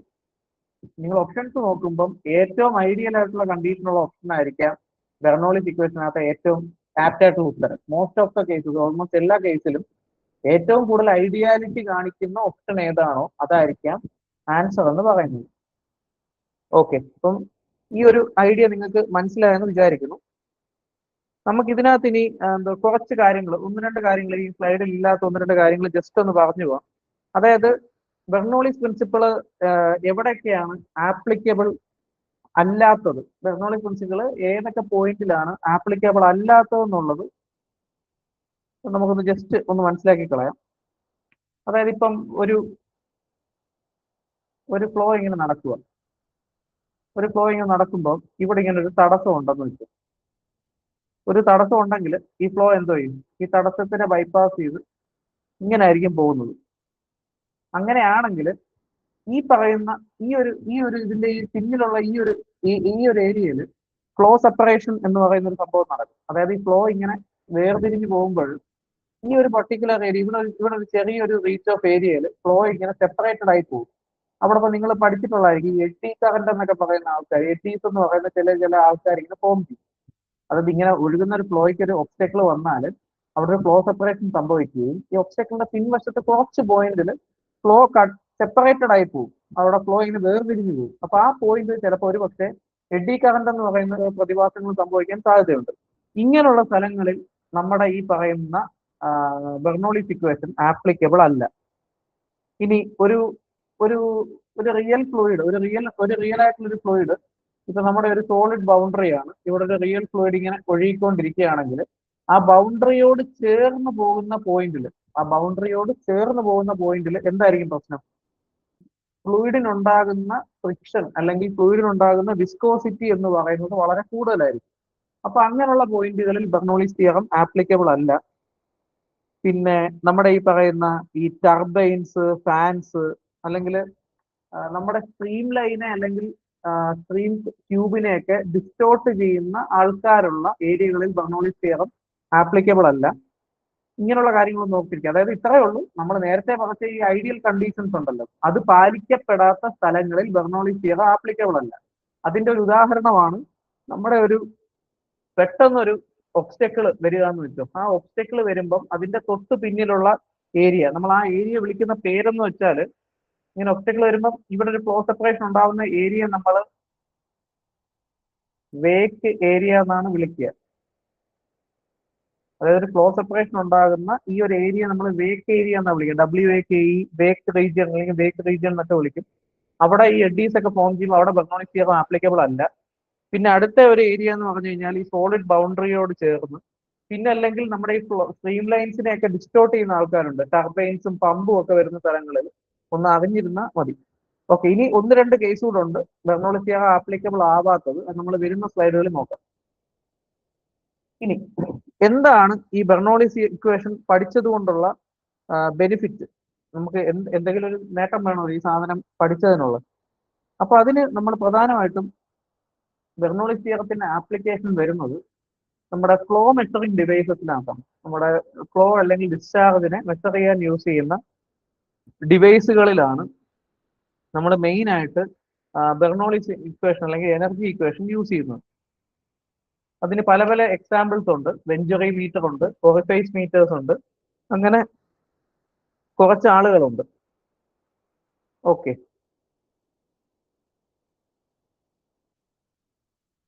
നമുക്കിപ്പം അടുത്ത ആളിലോട്ട് പോകാം. ഇതിനകത്തെ ഫസ്റ്റ് പോയിന്റ് ആണ് വെഞ്ചുറി മീറ്റർ എന്ന് പറയുന്നത്. അപ്പൊ എല്ലാവരും വെഞ്ചുറി മീറ്റർ എന്താണെന്ന് കേട്ടിട്ടുണ്ടായിരിക്കും. വെഞ്ചുറി മീറ്റർ എന്ന് പറയുന്നത് ഒരു പൈപ്പ് ഫ്ലോയ്ക്കകത്ത് ഒരു ഡിസ്ചാർജ് കണ്ടുപിടിക്കാൻ യൂസ് ചെയ്യുന്ന ഒരു എക്യുപ്മെന്റ് ആണ് നമ്മുടെ വെഞ്ചുറി മീറ്റർ എന്ന് പറയുന്നത്. അപ്പൊ വെഞ്ചുറി മീറ്ററിന്റെ മെക്കാനിസം എന്തായിരിക്കും? എങ്ങനെയായിരിക്കും നമ്മൾ ഈ പറയുന്ന ഡിസ്ചാർജ് കണ്ടുപിടിക്കുന്നത്? നമ്മൾ കണ്ടുപിടിക്കുന്നതിന്റെ ഐഡിയ എന്ന് വെച്ച് കഴിഞ്ഞാൽ, വെഞ്ചുറി മീറ്ററിൽ ബേസിക്കലി സംഭവിക്കുന്നതെന്ന് വെച്ച് കഴിഞ്ഞാൽ, ഈ ഫ്ലോ നടക്കുന്ന സ്ഥലം, അതായത് നമ്മുടെ പൈപ്പിന്റെ ക്രോസ് സെക്ഷൻ ഒന്ന് വേരി ചെയ്യും. നിങ്ങൾക്ക് ഫിഗറിനകത്ത് തന്നെ കാണാൻ പറ്റും. ഒരു നേരെ വരുന്ന ഒരു പൈപ്പിന് ഒരു കൺവേർജിങ് സെക്ഷൻ ഉണ്ട്. അതായത് വലിയ വലിപ്പത്തിൽ നിന്നും ചെറിയ വലിപ്പത്തിലേക്ക് കൊണ്ടുപോകുന്ന ഒരു കൺവേർജിങ് സെക്ഷൻ ഉണ്ട്. ആ ചെറിയ വലിപ്പത്തിൽ നിലനിർത്തുന്ന ഒരു ത്രോട്ട് ഏരിയ ഉണ്ട്. അവിടെ നിന്ന് ആ ചെറിയ വലിപ്പത്തിൽ നിന്നും വലിയ വലിപ്പത്തിലേക്ക് കൊണ്ടുപോകുന്ന ഒരു ഡൈവേർജിങ് സെക്ഷൻ ഉണ്ട്. ഇങ്ങനെ 3 സെക്ഷനാണ് നടക്കുന്നത്. അതായത് ഫ്ലോ ഏരിയ ആദ്യമേ കുറയ്ക്കും, കുറച്ചു നേരം ആ കുറഞ്ഞ ഏരിയയിൽ നിലനിർത്തും, അതിനുശേഷം പിന്നെയും കൂട്ടും. അപ്പം അവിടെ എന്ത് സംഭവിക്കും? ബേസിക്കലി പറഞ്ഞു കഴിഞ്ഞാൽ അവിടെ ടോട്ടൽ എനർജി എന്ന് പറയുന്ന ആൾ സെയിം ആയിരിക്കും. അതാണല്ലോ ബെർണോളിസ് ഇക്വേഷൻ പറയുന്നത്. പക്ഷെ ഈ ടോട്ടൽ എനർജി സെയിം ആകാൻ 3 കമ്പോണൻസിനെയാണല്ലോ നമ്മൾ മനസ്സിലാക്കിയത്. എന്തൊക്കെയാ? പ്രഷർ എനർജി ഉണ്ട്, കൈനറ്റിക് എനർജി ഉണ്ട്, ഡേറ്റം എനർജി ഉണ്ട്. ഇനി നമ്മുടെ ഈ പൈപ്പ് ഒരു ലെവൽ സർഫസിലാണ് ഇരിക്കുന്നതെങ്കിൽ, അതായത് പൈപ്പിന്റെ ഒരു പോയിന്റും മറ്റേ പോയിന്റും തമ്മിൽ യാതൊരു ലെവൽ ഡിഫറൻസും ഇല്ലെങ്കിൽ, നമുക്ക് ഈ മൂന്നാമത്തെ ആളെ, അതായത് ഡേറ്റം ഹെഡ് എന്ന് പറയുന്ന, അല്ലെങ്കിൽ നമ്മുടെ എന്താ പറയുന്നത്, ഡേറ്റം എനർജി എന്ന് പറയുന്ന, അല്ലെങ്കിൽ പൊട്ടൻഷ്യൽ എനർജി എന്ന് പറയുന്ന ആളെ തൽക്കാലം നെഗ്ലക്ട് ചെയ്യാം. കാര്യം സെയിം ലെവലിലാണെങ്കിൽ അവിടെ വലിയ എനർജി വ്യത്യാസം വരുന്നില്ല. പക്ഷെ മറ്റേ 2 ആളുകൾ എന്തോ ചെയ്യും? പ്രഷർ എനർജി ആയാലും കൈനറ്റിക് എനർജി ആയാലും കൂടാനും കുറയാനും സാധ്യതയുണ്ട്. എങ്ങനെ കുറയും കൂടുകയും ചെയ്യും? നമുക്കറിയാം, ഇനിഷ്യലി ഏരിയ ഒരു പൈപ്പിന് ഒരു ഏരിയ ഉണ്ട്, അവിടുന്ന് കൺവേർട്ട് ചെയ്തൊരു പോയിന്റിലെത്തി. അപ്പൊ ഏരിയ ഓഫ് ക്രോസ് സെക്ഷൻ കുറയും. ഏരിയ ഓഫ് ക്രോസ് സെക്ഷൻ കുറയുമ്പോൾ വെലോസിറ്റി കൂടും. വെലോസിറ്റി കൂടിയാൽ എന്തോ സംഭവിക്കും? കൈനറ്റിക് എനർജി കൂടും. കൈനറ്റിക് എനർജി കൂടി കഴിഞ്ഞാൽ നമുക്ക് ടോട്ടൽ എനർജി കൂടാൻ പറ്റത്തില്ല. ടോട്ടൽ എനർജി കോൺസ്റ്റന്റ് ആയിരിക്കണം. അപ്പൊ കറസ്പോണ്ടിങ് ആയിട്ട് ആര് കുറയും? പ്രഷർ എനർജി കുറയും. ഇനി തിരിച്ച് പഴയ പോയിന്റ് വരുമ്പോൾ ഇത് തിരിയും. അതായത് ഒരാൾ കുറയുമ്പോൾ മറ്റേയാൾ കൂടും. ഒരാൾ എത്രത്തോളം കുറയുമ്പോൾ അയാൾ മറ്റേയാൾ അത്രത്തോളം കൂടും. അല്ലെങ്കിൽ ഒരു താരതമ്യേന കൂടുകയും കുറയും ചെയ്യുന്നത് കൊണ്ട് ടോട്ടൽ എനർജി റിമെയിൻസ് സെയിം ആയിരിക്കും. അപ്പം ബേസിക്കലി നമ്മൾ വെഞ്ചുറി മീറ്ററിൽ എന്താ നടക്കുന്നത് എന്ന് വെച്ച് കഴിഞ്ഞാൽ, നമ്മൾ ചേഞ്ച് ഇൻ പ്രഷർ എന്ന് പറയുന്ന ഡെൽറ്റ പി എന്ന് പറയുന്ന ആളെ നമ്മൾ മെഷർ ചെയ്യും. ഈ ചേഞ്ച് ഇൻ പ്രഷർ എനർജി ആരുമായിട്ടും പ്രൊപ്പോർഷണൽ ആയിരിക്കും. ചേഞ്ച് ഇൻ കൈനറ്റിക് എനർജിയുമായിട്ടും റിലേറ്റഡ് ആയിട്ടായിരിക്കും നിൽക്കുന്നത്. ഈ എന്തുകൊണ്ടായിരിക്കും ഈ ചേഞ്ച് ഇൻ കൈനറ്റിക് എനർജി ഉണ്ടാവുന്നത്? ചേഞ്ച് ഇൻ കൈനറ്റിക് എനർജി ഉണ്ടാവുന്നത് വെലോസിറ്റിയുടെ ചേഞ്ച് കാരണമാണ്. അതായത് പ്രഷർ എനർജിയുടെ ചേഞ്ച് മെഷർ ചെയ്യുന്നു, അത് കൈനറ്റിക് എനർജിയുടെ ചേഞ്ചിന് കമ്പയർ ചെയ്യുന്ന രീതിയിലാണ് വേരി ചെയ്യുന്നത്. ഈ കൈനറ്റിക് എനർജിയുടെ ചേഞ്ച് ഉണ്ടാവുന്നത് എന്തുകൊണ്ടാണ്? വെലോസിറ്റിയുടെ വേരിയേഷൻ കൊണ്ടാണ്. ഈ ചേഞ്ച് ഇൻ വെലോസിറ്റിയിൽ നിന്നും നമ്മൾ എന്ത് കണ്ടുപിടിക്കും? ഡിസ്ചാർജ് കണ്ടുപിടിക്കും. ഇതാണ് വെഞ്ചുറി മീറ്റർ അല്ലെങ്കിൽ ഏത് പ്രഷർ ഈ പറയുന്ന ഡിസ്ചാർജ് മെഷറിംഗ് ഡിവൈസസിന്റെയും ഒരു ബേസിക് മെക്കാനിസം എന്ന് പറയുന്നത്. ഇനി നമുക്ക് ഇത് ഞാൻ ഈ പറയുന്ന എല്ലാം തിയറിയാണ്. നിങ്ങൾക്കൊരു ഒരു ഐഡിയ ഉണ്ടാക്കി വെച്ചേക്കാം തിയറിയെ പറ്റി. അപ്പോൾ നമ്മുടെ ഈ വെഞ്ചുറി മീറ്ററിന് 3 പാർട്സ് ആണ് ഉള്ളത്. ഒരു കൺവേർജിങ് കോണുണ്ട്, ഒരു ഡൈവേർജിങ് കോണുണ്ട്, ഒരു ത്രോട്ട് ഏരിയ ഉണ്ട്. ഒരു വലിപ്പം കുറയുന്ന ഏരിയ, പിന്നെ കുറഞ്ഞ വലിപ്പം നിലനിർത്തുന്ന ത്രോട്ട് ഏരിയ, പിന്നെ വലിപ്പം കൂടുന്ന ഒരു ഡൈവേർജന്റ് കോണുണ്ട്. അപ്പൊ ഈ ഒരു കാര്യം ഒന്ന് മനസ്സിലാക്കുക. ഇനി നമ്മൾ ഈ ഒരു ബേസിക് ഒരു ഫിഗർ ഞാൻ ഈ ഫോർമുലയിലോട്ട് പോകുന്നതിന് മുന്നേ ഐഡിയ മാത്രമായിട്ടൊന്ന് പറയുകയാണ് എന്താണ് ഇവിടെ സംഭവിക്കുന്നത്. അപ്പൊ നമുക്കിവിടെ നമ്മളൊരു എന്താ പറയുന്നത് 2 പോയിന്റ്സ് കണ്ടുവച്ചിട്ടുണ്ട്. പോയിന്റ് 1 എന്ന് പറയുന്നത് നമ്മുടെ ഇനിഷ്യൽ പൈപ്പിനകത്തുള്ള, അതായത് ഏരിയ അറ്റ് ഇൻലെറ്റ് ഏരിയ എന്നുള്ള ഒരു പോയിന്റ് ആണ് 1 എന്ന് പറയുന്നത്. 2 എന്ന് പറയുന്നത് ത്രോട്ട് ഏരിയ ആണ്. അപ്പൊ 1ഉം 2ഉം തമ്മിൽ കമ്പയർ ചെയ്യുമ്പോൾ എന്തായിരിക്കും സംഭവിക്കുക? 1ലൂടെ ഒഴുകുന്ന ഫ്ലോ നമ്മുടെ ത്രോട്ടിൽ എത്തുമ്പോൾ ഏരിയ ഓഫ് ക്രോസ് സെക്ഷൻ കുറയും. ഏരിയ ഓഫ് ക്രോസ് സെക്ഷൻ കുറയുമ്പോൾ വെലോസിറ്റി കൂടും. വെലോസിറ്റി കൂടുക എന്ന് വെച്ചാൽ കൈനറ്റിക് എനർജി കൂടും, താരതമ്യേന പ്രഷർ എനർജി കുറയും. പ്രഷർ എനർജിയും കൈനറ്റിക് എനർജി ഒരു പ്രൊപ്പോർഷണാലിറ്റി വെച്ച് കൂടുകയും കുറയുകയും ചെയ്യുന്നത് കൊണ്ട് നമ്മുടെ ടോട്ടൽ എനർജി എന്ന് പറയുന്ന ആള് ഒരു കോൺസ്റ്റന്റ് ആയിട്ട് നിലനിൽക്കും. ഇനി നമ്മൾ ഈ പ്രഷർ മെഷർ ചെയ്യാൻ വേണ്ടിയിട്ട് നമ്മൾ ആരെ യൂസ് ചെയ്യും? നമ്മൾ സെക്കൻഡ് ചാപ്റ്ററിൽ പഠിച്ച ഒരു യൂട്യൂബ് ഡിഫറൻഷ്യൽ മാനോമീറ്ററിനെ ആയിരിക്കും യൂസ് ചെയ്യുന്നത്. ഈ പറയുന്ന, അതായത് പ്രഷർ ഡിഫറൻസ് മെഷർ ചെയ്യുന്നതായതുകൊണ്ടാണ് നമ്മൾ ഈ പറയുന്ന ഒരു ഡിഫറൻഷ്യൽ മാനോമീറ്ററിനെ യൂസ് ചെയ്യുന്നത് എന്നുള്ള കാര്യം ഓർത്തിരിക്കുക. ഓക്കെ ആണ്? ഇത്ര ഓക്കെ ആണല്ലോ. ഇനി എന്തുകൊണ്ടാണ് ഇപ്പം നമ്മളിപ്പം പറഞ്ഞ ഈ പറയുന്ന 1 എന്ന് പറയുന്ന പോയിന്റ് ഇവിടെയും 2 എന്ന് പറയുന്ന പോയിന്റ് ഇവിടെയും വെച്ചു? എന്തുകൊണ്ടാണ് ഈ പറയുന്ന ഡൈവേർജന്റ് കോണിൽ അല്ലെങ്കിൽ ഡൈവേർജ് ചെയ്യുന്ന കോണിൽ നമ്മൾ ഈ പറയുന്ന മാനോമീറ്ററിന്റെ ഒരു ലെഗ് വെക്കാൻ, അല്ലെങ്കിൽ ഒരു പ്രഷർ മെഷർ ചെയ്യുന്ന ഒരു പോയിന്റ് എന്തുകൊണ്ടാണ് ഈ ഡൈവേർജന്റ് കോണിൽ വെക്കാൻ, അല്ലെങ്കിൽ ഡൈവേർജിങ് ഏരിയയിൽ വെക്കാത്തതിന്റെ കാരണം എന്താണെന്ന് അറിയാവോ? അതിന്റെ കാരണം എന്ന് വെച്ചാൽ വളരെ സിമ്പിൾ ആണ്. നമ്മളിപ്പം ഇങ്ങനെ ഒരു പൈപ്പ് ഫ്ലോ നടക്കുകയാണ്. ഈ പൈപ്പിൽ നിന്ന് നമ്മൾ ഇങ്ങനെ ഒരു ഡൈവേർജിങ് കോൺ വെക്കുകയാണ്. ഞാൻ നേരത്തെ ഒരു ഫ്ലോ സെപ്പറേഷൻ എന്നൊരു സംഭവം പറഞ്ഞായിരുന്നു. നിങ്ങളൊന്ന് അസ്യൂം ചെയ്യുക, ഇതിനകത്തൂടെ ഒരു ഫ്ലൂയിഡ് ഇങ്ങനെ ഒഴുകുകയാണെന്ന് വെച്ചത്. ഈ ഫ്ലൂയിഡ് ഇങ്ങനെ ഒഴുകുമ്പം പെട്ടെന്ന് ഒരു ഏരിയ ഓഫ് ക്രോസ് സെക്ഷൻ പെട്ടെന്ന് കൂടുകയാണെങ്കിൽ ഈ ഫ്ലൂയിഡ് കുറച്ച് പോയിന്റിൽ ഒരു ഫ്ലോ സെപ്പറേഷൻ ഉണ്ടാവാനുള്ള സാധ്യതയുണ്ട്. അതായത് ഈ ഫ്ലൂയിഡ് ഈ ഫുള്ളായിട്ട് ഈ പറയുന്ന ഡൈവേർജിങ് കോൺ നിറഞ്ഞ് ഒഴുകാതിരിക്കാനുള്ള ഒരു സാധ്യതയും കാണുന്നുണ്ട്. അപ്പൊ അതുകൊണ്ട് തന്നെ ഈ ഒരു ഏരിയ എല്ലാം എന്തായിരിക്കും, നമ്മൾ നേരത്തെ പറഞ്ഞ വേക്ക് റീജിയൻ പോലെ ആക്ട് ചെയ്യുകയും ഇവിടെ ഒരു എന്താ പറയുക എഡ്ഡി കറന്റും കാര്യങ്ങളും ഒക്കെ വരികയും അത് ബെർണോളിക് തിയറം അപ്ലൈ ചെയ്യാൻ പറ്റാത്ത ഒരു ഏരിയ ആയിട്ട് മാറുകയും ചെയ്യും. അതുകൊണ്ട് തന്നെ നമ്മൾ ഈ പറയുന്ന ഡൈവേർജന്റ് കോണിന്റെ ഏരിയയിൽ നമ്മൾ എന്താ പറയുക നമ്മുടെ ഈ പ്രഷർ മെഷറിങ് കാര്യം ചെയ്യത്തില്ല. കാര്യം എന്ന് വെച്ചാൽ ഫ്ലോ സെപ്പറേഷൻ ഉണ്ടാവാനുള്ള സാധ്യതയുണ്ട്. അപ്പം നമുക്കൊരു ഡൗട്ട് വന്നു, അപ്പൊ എന്തുകൊണ്ടാണ് കൺവേർജിങ് കോണിൽ വരാത്തത്? അത് നമ്മൾ ആലോചിച്ചാൽ മതി. നമ്മൾ പൈപ്പ് എടുത്തിട്ട് നമ്മൾ ഇങ്ങനെ കൺവേർജ് ചെയ്യാന്ന് വെച്ചു, ഒരു ഫ്ലോ എടുത്തിട്ട് ഇങ്ങനെ കൺവേർജ് ചെയ്ത് പോകാന്ന് വെച്ചു, നമുക്ക് അവിടെ എന്ന് വെച്ച് കഴിഞ്ഞാൽ ഇങ്ങനെ ഏരിയ കുറയുന്നത് കൊണ്ട് തന്നെ, അതായത് വലിയ ഏരിയയിൽ നിന്ന് ചെറിയ ഏരിയയിലോട്ട് പോകുന്നതുകൊണ്ട് തന്നെ എന്തോ സംഭവിക്കും, നമ്മുടെ പൈപ്പ് ഫില്ലായിട്ടായിരിക്കും മുന്നോട്ട് പോകുന്നത്. അതുകൊണ്ട് തന്നെ നമുക്ക് ധൈര്യമായിട്ട് കൺവേർജിങ് ഏരിയ വലിയൊരു പ്രശ്നം ഉണ്ടാക്കത്തില്ല. അതുപോലെ ഡൈവേർജിങ് ഏരിയ ഫ്ലോ സെപ്പറേഷൻ ഉണ്ടാവുന്നതുകൊണ്ട് തന്നെ നമ്മൾ അവിടെ പ്രഷർ മെഷർമെന്റും കാര്യങ്ങളും നോക്കാറില്ല. ഇനി ഇത് ഒരു ഡിവൈസ് ആണ്, അത് റേറ്റ് ഓഫ് ഫ്ലോ ആണ് കണ്ടുപിടിക്കുന്നത്. ഈ സെക്ഷൻ നമ്മൾ ആദ്യമേ എടുത്ത സെക്ഷൻ 1 അവിടുത്തെ ഏരിയ ആണ് A1. സെക്ഷൻ 2 എന്ന് പറയുന്ന ത്രോട്ടിന്റെ ഏരിയ അവിടുത്തെ A2 ആണെങ്കിൽ A1/A2 എന്ന് പറയുന്നതിനെ നമ്മൾ വിളിക്കുന്ന പേരാണ് ഏരിയ റേഷ്യോ. ഇത് ചില സമയങ്ങളിൽ ചോദിച്ചു കണ്ടിട്ടുണ്ട്. ഏരിയ റേഷ്യോ അല്ലെങ്കിൽ വെഞ്ചുറി മീറ്ററിന്റെ ഡീറ്റെയിൽ വന്നിട്ട് അതിന്റെ ഏരിയ റേഷ്യോ എത്രയാണെന്ന് ചോദിച്ചാൽ അപ്പം അതിന്റെ ഏരിയ A1/A2 അതാണ് ഏരിയ റേഷ്യോ എന്ന് പറയുന്നത്.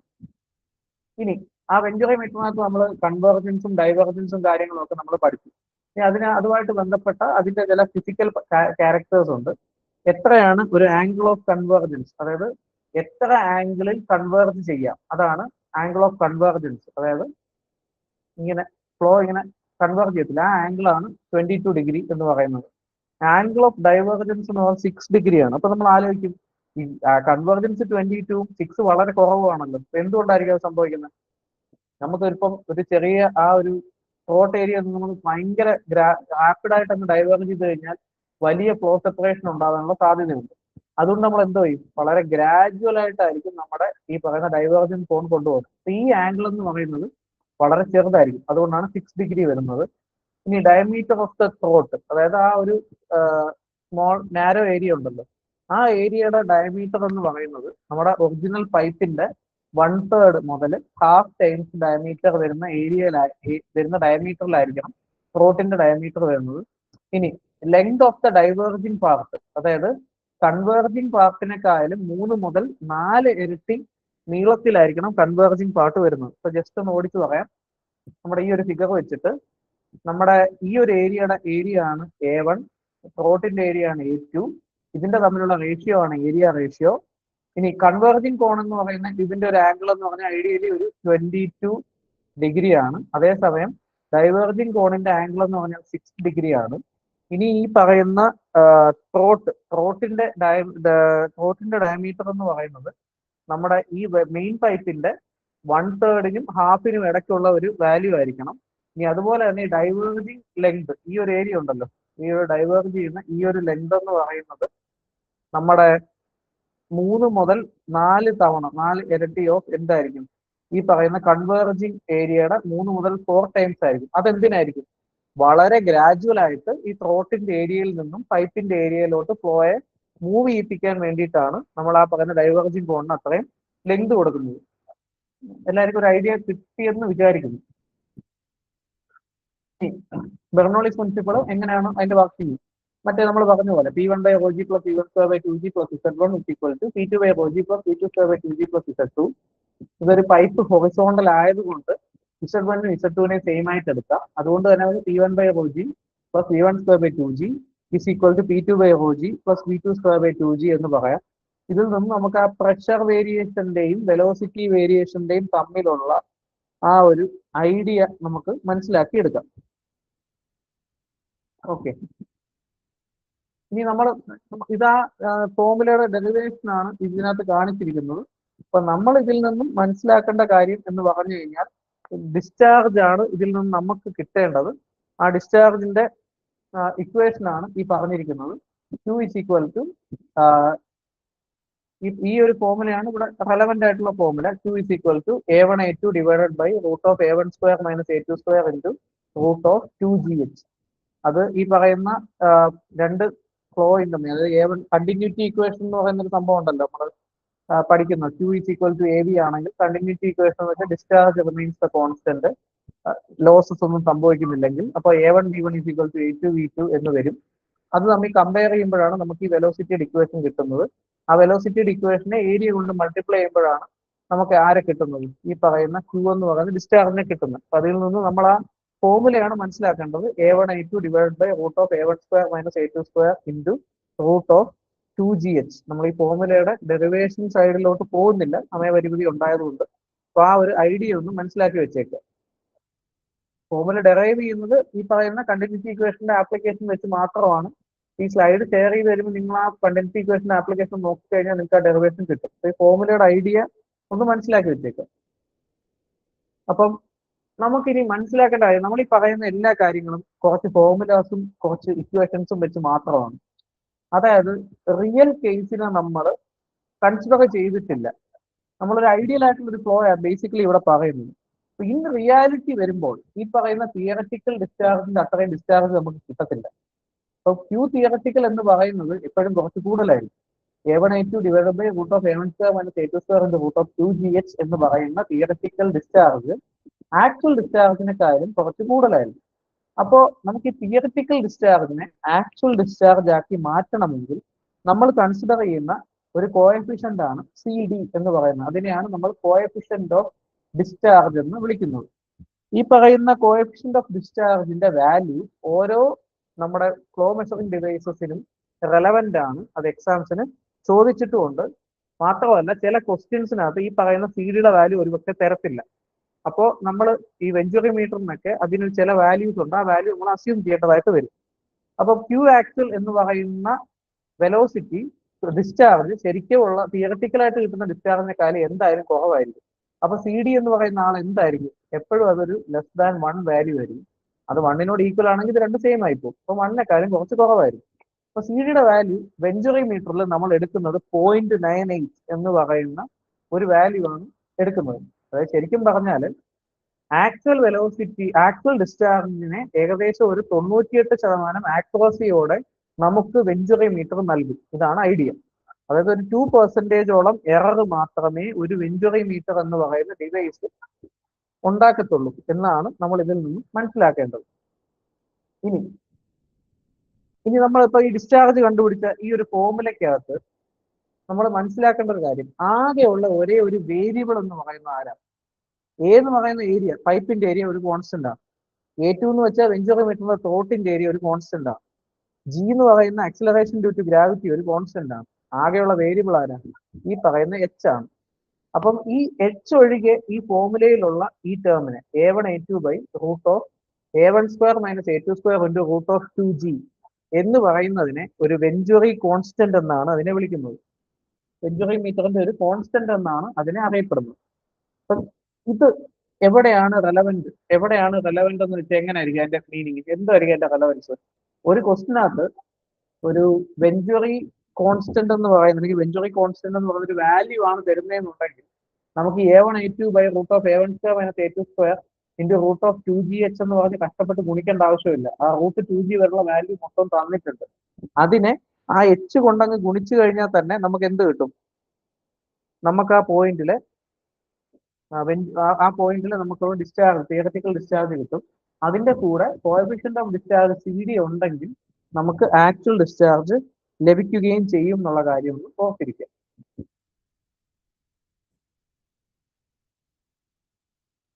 ഇനി ഒരു ഡിഫറൻഷ്യൽ മാനോമീറ്റർ ആണ് നമ്മൾ യൂസ് ചെയ്യുന്നത് നമ്മൾ കണ്ടു. അപ്പൊ നമുക്ക് ഈ പറയുന്ന H എന്ന് പറയുന്ന വാല്യൂ, ഇപ്പം ഈ H എന്ന് പറയുന്ന വാല്യൂന്റെ റെലവൻസ് നമ്മൾ കണ്ടു. ഇതിനകത്ത് ഇപ്പൊ ഒരു ഫോർമുല എഴുതിയിട്ടുണ്ട്. H = X × SM/, H = X × SM/SF -1. അതായത് H = X × SM/SF-1. ഇവിടെ X എന്ന് പറഞ്ഞു കഴിഞ്ഞാൽ ഇപ്പൊ മാനോമീറ്ററിന്റെ രണ്ട് ലെവലുകൾക്കിടയിലുള്ള ആ ഒരു ഹെഡ് ഡിഫറൻസിനെയാണ് നമ്മൾ X എന്ന് വിളിക്കുന്നത്. അതേസമയം SM എന്ന് പറഞ്ഞു കഴിഞ്ഞാൽ നമ്മുടെ മാനോമെട്രിക് ഫ്ലൂയിഡിന്റെ സ്പെസിഫിക് ഗ്രാവിറ്റി. SF എന്ന് പറയുന്നത് ഏത് ഫ്ലൂയിഡ് ആണോ ഫ്ലോ ചെയ്യുന്ന, പൈപ്പിനകത്തൂടെ ഫ്ലോ ചെയ്യുന്ന അതിന്റെ സ്പെസിഫിക് ഗ്രാവിറ്റി -1. ഇതാണ് നമ്മുടെ ഒരു എന്താ പറയുന്നത് യൂട്യൂബ് മാനോമീറ്റർ ആണ് യൂസ് ചെയ്യുന്നതെന്നുണ്ടെങ്കിൽ ഉള്ള കേസ്. ഇനി തിരിച്ച് ഇപ്പൊ ഒരു ഇൻവേർട്ടഡ് യൂട്യൂബ് മാനോമീറ്റർ ആണ് യൂസ് ചെയ്യുന്നതെങ്കിലോ, നമ്മൾ കഴിഞ്ഞ ക്ലാസ്സിൽ പറഞ്ഞിട്ടുള്ളതാണ്. യൂട്യൂബ് മാനോമീറ്റേഴ്സ് നമുക്ക് സിമ്പിൾ യൂട്യൂബ് മാനോമീറ്റർ ഉണ്ട്, ഇൻവേർട്ടഡ് യൂട്യൂബ് മാനോമീറ്റർ ഉണ്ട്. ഇൻവേർട്ടഡ് യൂട്യൂബ് മാനോമീറ്റർ എന്ന് പറയുന്ന കേസിൽ നമ്മൾ യൂസ് ചെയ്യുന്ന മാനോമെട്രിക് ഫ്ലൂയിഡ് എന്ന് പറയുന്നത് ലൈറ്റർ ആയിരിക്കും, ഹെവിയർ ആയിരിക്കത്തില്ല. ഇൻവേർട്ടഡ് യൂട്യൂബ് മാനോമീറ്റർ ആണെങ്കിൽ അവിടുത്തെ ഇക്വേഷൻ എന്ന് പറയുന്നത് സ്ലൈറ്റ് ആയിട്ടൊന്ന് മാറും. H എന്ന് പറയുന്നത് X × 1 H എന്ന് പറയുന്നത് X ×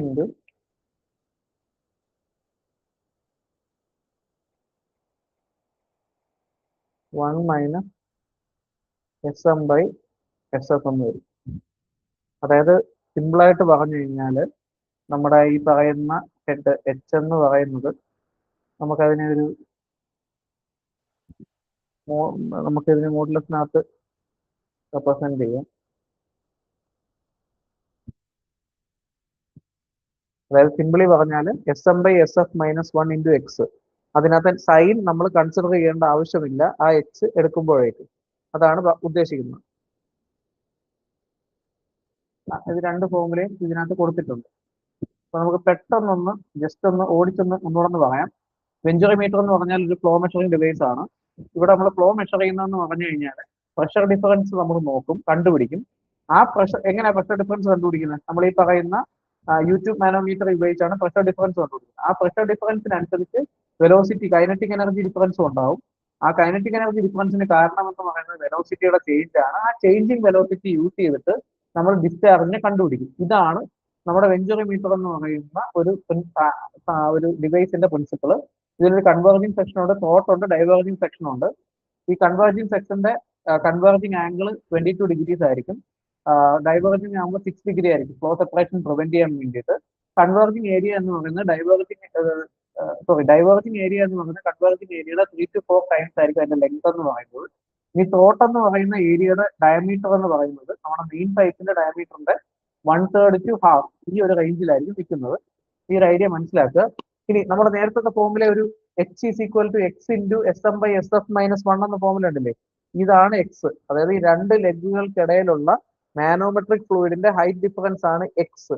ആ എക്സിൽ നിന്നും നമ്മൾക്ക് കറസ്പോണ്ടിങ് ആയിട്ടുള്ള ഹെഡ് കിട്ടണമെങ്കിൽ H is equal to x into SM minus SM by, അതായത് H is equal to ഈ പറയുന്ന X divided by SM by SF minus 1. ഇവിടെ SM എന്ന് പറഞ്ഞാൽ manometric fluid, dark fluid. SF എന്ന് വെച്ചാൽ ഫ്ലോ ചെയ്യുന്ന ഫ്ലൂയിഡ്, -1. ഇത് ഇൻവേർട്ടഡ് യൂട്യൂബ് മാനോമീറ്റർ ആണെങ്കിൽ ഈ ഫോമുല 1 മൈനസ് എന്നുള്ള രീതിയിലോട്ട് മാറും. ഇനി നമ്മൾ കൺസിഡർ ചെയ്യേണ്ട കാര്യം, ഇവിടെ സൈൻ നോക്കണ്ട, ആ നെഗറ്റീവ് സൈൻ അങ്ങ് ഒഴിവാക്കിയാൽ മതി. SM minus SF minus 1 അപ്പോൾ നെഗറ്റീവ് ആണ് വരുന്നതെങ്കിൽ ഇൻവേർട്ടഡ് യൂട്യൂബ് മാനോമീറ്റർ നെഗറ്റീവ് ആയിരിക്കും വരുന്നത്. ആ നെഗറ്റീവ് നമ്മൾ കൺസിഡർ ചെയ്യേണ്ട ആവശ്യമില്ല എന്നാണ് പറഞ്ഞത്. ഇത്രയും കാര്യങ്ങളൊന്ന് ഓർത്തിരിക്കുക.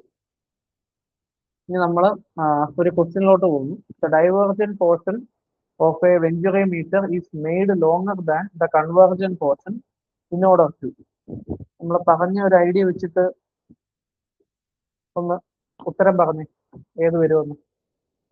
ഒരു വെഞ്ചുറിമീറ്ററിന്റെ ഡൈവേർജന്റ് പോർഷൻ കൺവേർജന്റ് പോർഷനെക്കായാലും ലെങ്തി ആക്കി വെക്കാനുള്ള റീസൺ എന്താണെന്നാ ചോദ്യം. ആൻസർ പറയാൻ പറ്റുമോ?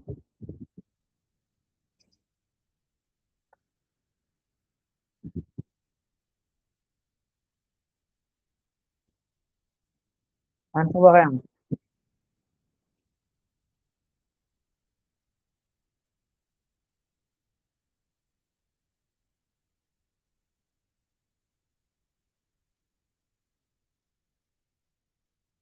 ആൻസർ സി തന്നെയാണ്. നമ്മൾ നേരത്തെ പറഞ്ഞ പോലെ ഒരു ഫ്ലൂയിഡ് ഫ്ലോ ഒരു സ്മോളർ ഡയമെൻഷനിൽ നിന്ന് ലാർജ് ഡയമെൻഷനിലോട്ട് പോകുമ്പോൾ ഫ്ലോ സെപ്പറേഷൻ ഉണ്ടാകാനുള്ള സാധ്യതയുണ്ട്. അതായത് tendency to break away from stream of fluid. ആദ്യമേ തന്നെ പറഞ്ഞു, അത് നമ്മുടെ ബെർണോളിസ് പ്രിൻസിപ്പിളിന് വിരുദ്ധമായിട്ടുള്ള ഒരു കാര്യമാണ്. അതുപോലെ ബെർണോളിസ് പ്രിൻസിപ്പിൾ ആക്റ്റീവ് ആക്കാൻ പറ്റത്തില്ല. രണ്ട്, ഈ പറയുന്ന ഏരിയ നമുക്കൊരു വേക്ക് ഏരിയ എന്ന് വിളിക്കാം. അത് നമ്മൾ നേരത്തെ പറഞ്ഞായിരുന്നു. ആ ഫ്ലോ സെപ്പറേഷൻ ഉണ്ടാകുന്ന ഏരിയ, ഇങ്ങനെ ഫ്ലോ സെപ്പറേഷൻ ഉണ്ടായി ഒരു വേക്ക് ഏരിയ ഫോം ചെയ്യും. ഇവിടെ നമ്മൾ പറഞ്ഞതിന്റെ കൂട്ട് നേരത്തെ എഡി കറന്റ് ഉണ്ടാക്കും. അത് അനാവശ്യമായിട്ടുള്ള ഫ്രിക്ഷൻ ലോസസ് ഉണ്ടാകാൻ സാധ്യതയുണ്ട്. അതിനെയും കൂടെ ഒഴിവാക്കാനാണ് നമ്മൾ ഈ പറയുന്ന ഡൈവേർജന്റ് പോർഷനെ ലോങ്ങർ ആയിട്ട് വെച്ചേക്കുന്നതും ഡൈവേർജിങ് ആംഗിൾ എന്ന് പറയുന്നത് കൺവേർജിങ് ആംഗിളിനെക്കാളും കുറച്ചും വെച്ചിരിക്കുന്നത്. മറ്റേ 22 ആണെങ്കിൽ 6 ഡിഗ്രീസേ ഉള്ളൂ. അപ്പോൾ ഈ ഒരു കാര്യം ഒന്ന് ഓർത്തിരിക്കുക. ഈ വെഞ്ചുറിമീറ്റർ ആണ് കേട്ടോ ഈ കൂട്ടത്തിൽ ഏറ്റവും റെലവന്റ് ആയിട്ടുള്ള ഡിവൈസ്. അതുകൊണ്ടാണ് അത്രയും പറഞ്ഞത്. അപ്പം ഒന്നുകൂടെ ഒന്ന് റിവൈസ് ചെയ്ത് നോക്കുക. ഇനി അടുത്ത എന്ന് പറഞ്ഞു കഴിഞ്ഞാൽ ഒരു ഓറിഫൈസ് മീറ്റർ ആണ്. ഓറിഫൈസ് മീറ്റർ എന്ന് വെച്ചാൽ ശരിക്കും പറഞ്ഞാൽ ഒന്നുമില്ല. അതെന്ന് പറഞ്ഞാൽ ഒരു പൈപ്പിനെ നമ്മൾ മുറിച്ചിട്ട് ആ പൈപ്പിന്റെ ഇടയിലോട്ട് ഒരു പ്ലേറ്റ് വെക്കുന്നു. ആ പ്ലേറ്റിന് നടുക്കൊരു ഹോൾ ഉണ്ടെന്ന് വെച്ചു. നമ്മളൊരു ഏരിയ നമ്മൾ കണക്കൂട്ടി വെച്ചേക്കുന്ന ഏരിയ ഉള്ള ഒരു ഹോൾ ഉണ്ടെന്ന് വെച്ചു. അത്രേ ഉള്ളൂ ഓറിഫൈസ് മീറ്റർ. സിമ്പിൾ ആയിട്ട് പറഞ്ഞു കഴിഞ്ഞാൽ നമ്മുടെ വെഞ്ചുറിമീറ്റർ ഒരുപാട് പ്ലാൻ ചെയ്ത് ഉണ്ടാക്കിയ ഒരു ഡിവൈസ് ആണ് വെഞ്ചുറിമീറ്റർ എന്ന് പറയുന്നത്. പക്ഷെ ഓറിഫൈസ് മീറ്റർ എന്ന് പറഞ്ഞാൽ ഒരു പോയിന്റിൽ ഒരു ഓറിഫൈസ് കൊടുക്കുന്നു. അപ്പൊ എന്തായിരിക്കും വെഞ്ചുറിമീറ്ററും ഓറിഫൈസ് മീറ്ററും നമ്മളെ മെയിൻ ഡിഫറൻസ്? ആക്യുറസിയിലായിരിക്കും. മറ്റേ ആള് ഏകദേശം 98% ആക്യുറസിയിൽ വർക്ക് ചെയ്യുമ്പോൾ ഈ ഓറിഫൈസ് മീറ്റർ എന്ന് പറയുന്ന അദ്ദേഹം അത്രയും ആക്യുറസിയിൽ വർക്ക് ചെയ്യില്ല. അതിന്റെ കോയഫിഷ്യന്റ് ഡിസ്ചാർജ് കാണുമ്പോൾ നിങ്ങൾക്ക് അത് കറക്റ്റ് ആയിട്ട് മനസ്സിലാവും. ഇനിയിപ്പോൾ ആ ഫ്ലോ ഇങ്ങനെ കാണിച്ചേക്കുന്നൊന്ന് മനസ്സിലാക്കുക. അതായത് ഒരു ഏരിയ ഓഫ് ക്രോസ് സെക്ഷൻ കൂടിയെടുത്ത് ഫ്ലോ വെലോസിറ്റി കുറവായിരിക്കും, അവിടെ പ്രഷർ കൂടുതലായിരിക്കും. ഏരിയ ഓഫ് ക്രോസ് സെക്ഷൻ കുറയുന്നിടത്ത് ഫ്ലോ വെലോസിറ്റി കൂടുതലായിരിക്കും, പ്രഷർ കുറവായിരിക്കും. അതാണ് നമ്മുടെ ഒരു ബേസിക് ഐഡിയ എന്ന് പറയുന്നത്. ഇനി ഇതാണ് നമ്മുടെ ഈ പറയുന്ന ഓറിഫൈസ് മീറ്ററിന്റെ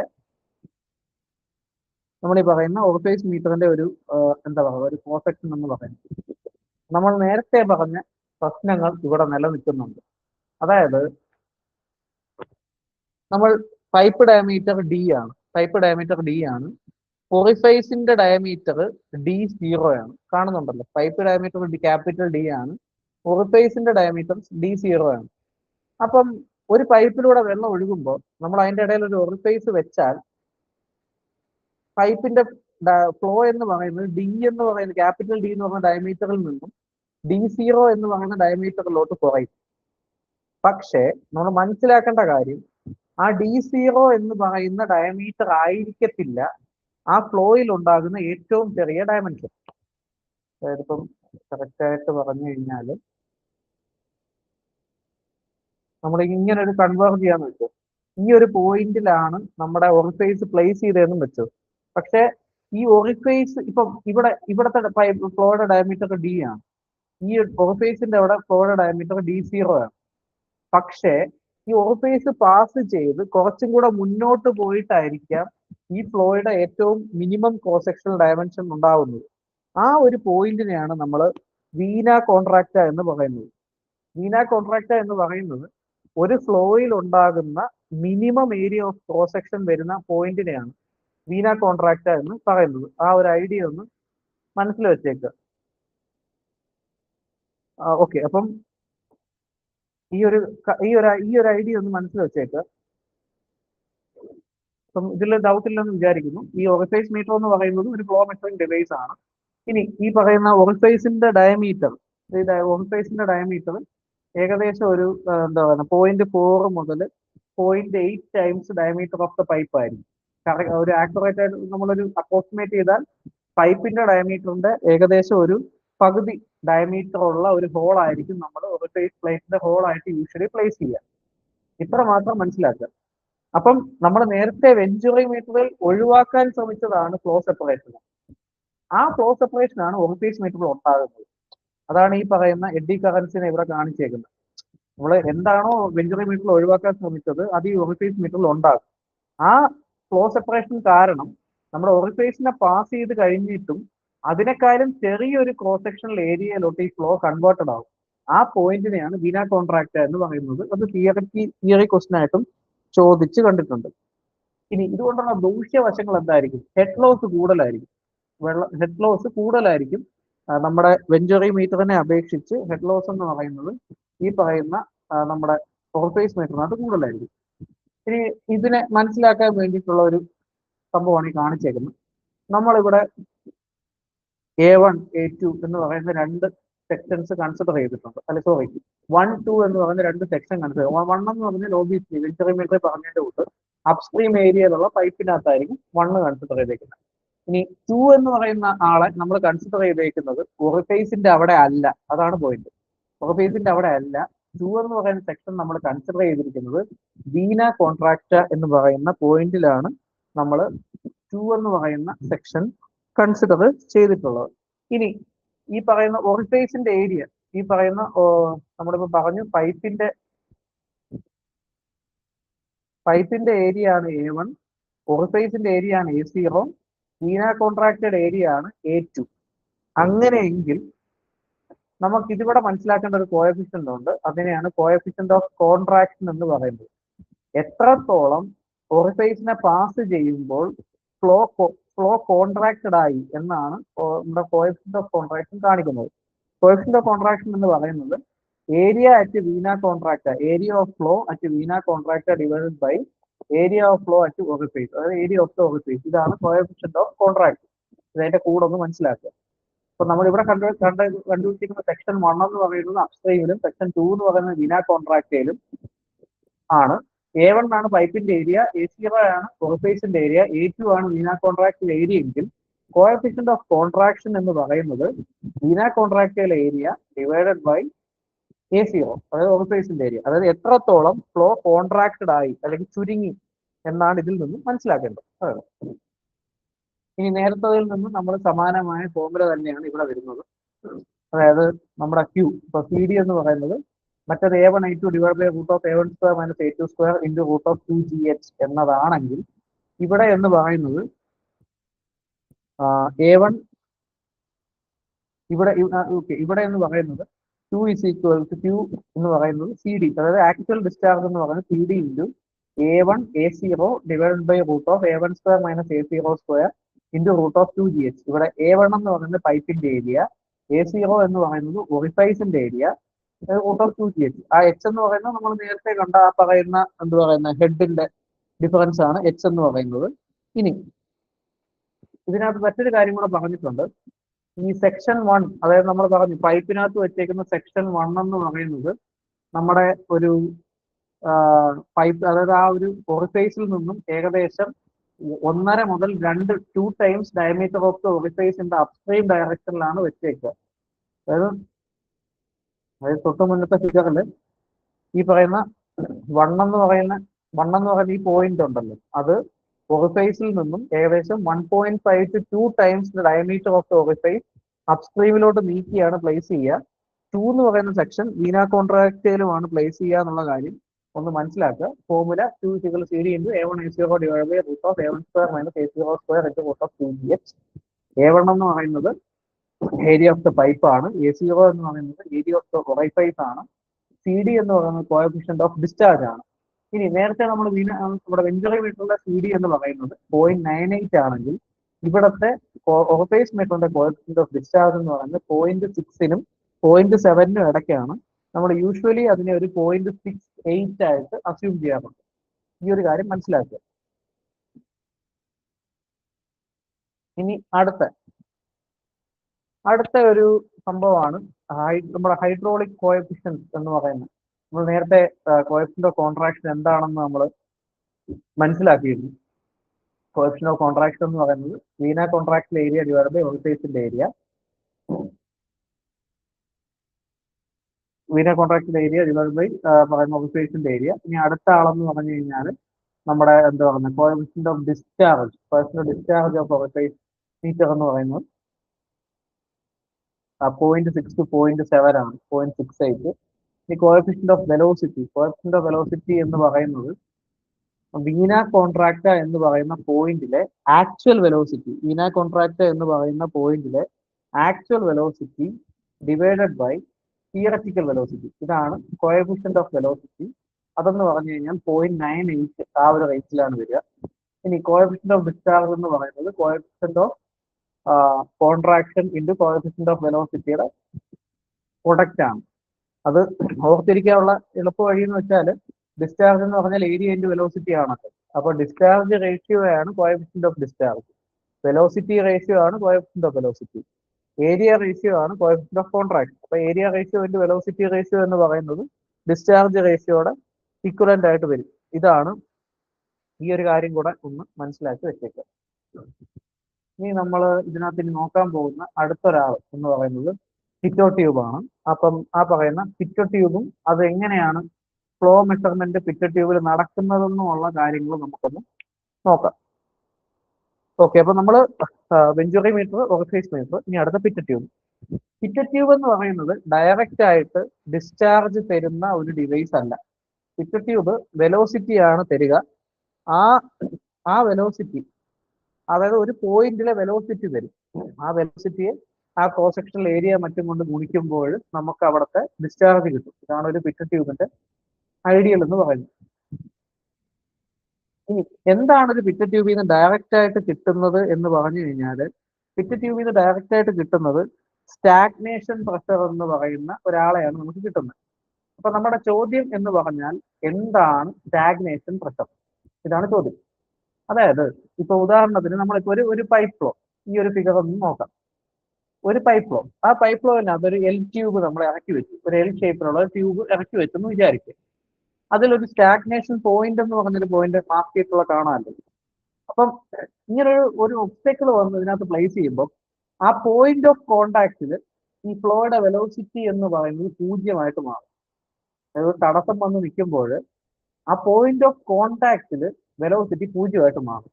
നമ്മൾ ബെർണോളിസ് പ്രിൻസിപ്പിളിൽ പറഞ്ഞു എനർജി, ടോട്ടൽ എനർജി എന്ന് പറയുന്ന ഒരു കോൺസ്റ്റന്റ് ആണ്. അപ്പം ഒരാൾ കുറഞ്ഞ് 0 കഴിഞ്ഞാൽ എന്താ സംഭവിക്കുക? മറ്റൊരാൾ ക്രമാതീതമായിട്ട് അങ്ങ് കൂടും.